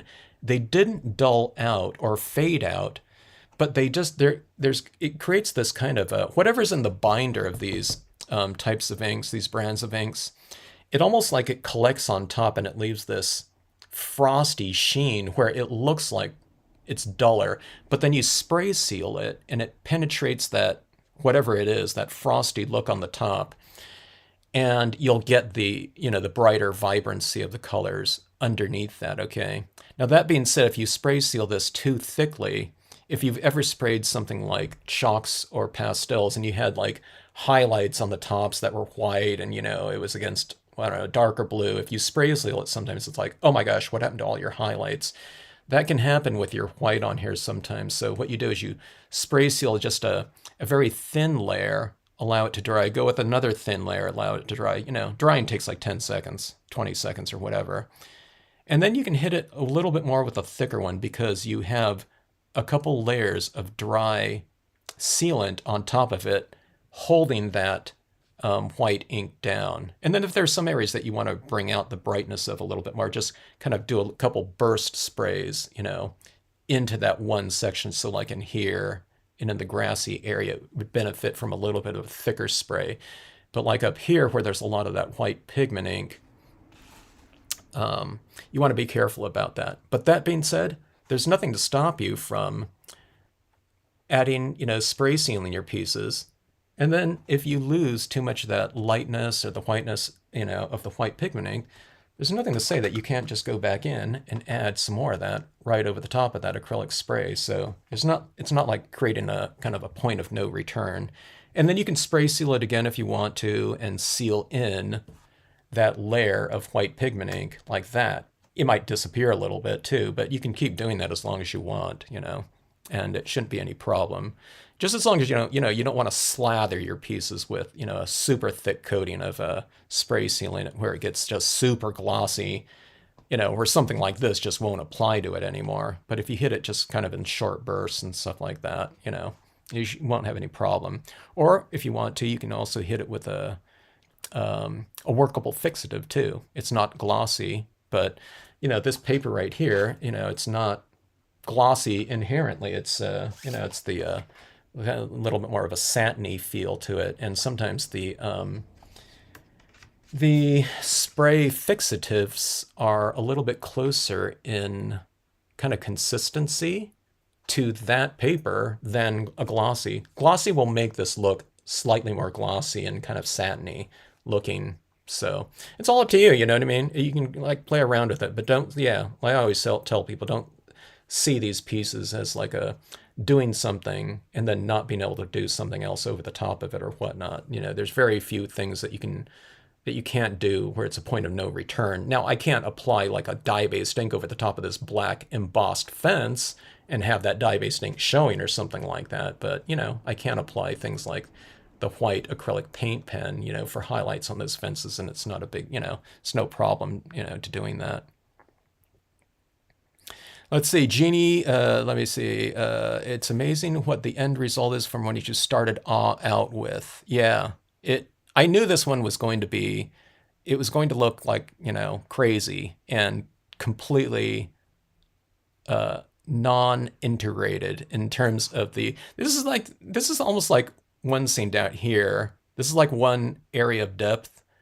This is like another area of depth, and this is like another area. It's almost like three completely separate zones, and none of them were. There wasn't no two areas were really very well integrated at all. But that's what the white ink can do. So I try to really emphasize that. So when people do go into their scenes, I'm just showing you this scene could be named. White ink, my savior. In fact, a lot of them can. In regards to that. What was the name of this? This was Amethyst. What was the name of this piece again? I forget. Bridges of Tranquility, right? Yeah. But I was going to say, in terms of a technique type of thing, you can really, bring things together with your textures. So the textures were pens like this, like this, sharp textures, and here's your soft texture right there, right? And you can see it really brought in, I think it gave continuity to this piece really well. Well, thanks so much for joining in, PJB Stamper. I hope you enjoyed it. Glad you were able to make it and check out the vid. Check out the scene here. And with that being said, yeah, thanks to everyone for checking this out. I hope you like the end results there. I hope you like the entire process too. And kind of, I don't know if I would embrace kind of that mid zone, and I don't like seeing, how this card was looking after I did those initial colors like that. And again, this is just one way to use these stamps right here. When I'm doing these super layered and deep tones in certain objects, okay, and areas, okay. I don't always do that, sometimes it's like 2 inks or something like that, like with foils or something like that, or Star Dream, lapis lazuli applications. It's, I use black and white Brilliance ink, and that's it, or you can use gold inks on, gold foils or something like that. But this is just one way to do it. It's almost like stamp painting in a way. But if you're doing that type of thing, just kind of know that things don't have to look even decent in the impression and after all that coloring process. It doesn't have to look good. You bring it all together with kind of those other things at the end, additional imagery, additional textures and lighting and so on and so forth, okay? All right, so PJB Stamper, Cindy, Diana, Jen, Multiplicity Crafts, Kay, and Diane. And if anyone else is still out there watching this, thanks again for joining in. I certainly had fun with this one and watching this develop myself, I haven't had one, I don't know, that foil one from the other day looked pretty awful too. The rainbow holographic one looked nuts. But this one, as far as like a traditional, matte paper scene like this, I haven't seen kind of a middle process looking as kind of unresolved, as this one in a while. But the thing that makes this all kind of murky and blended and kind of, not very good is the thing that makes it look so good in the end, because it looks having those softer types of things in the background against these kind of crisper images in the foreground. It makes it, that it gives it that kind of look like that. It's kind of like that, blurrier background type of thing, like if you're taking photos or something like that. So if things aren't looking all murky and muddy in the background, then stamp some sharp images in the foreground, and then that murkier kind of muddy looking applications in the background suddenly are a positive for the overall look. So yeah. All right, Christine, thank you so much. Cheryl, Vicky, Darcy, Kay. Thanks.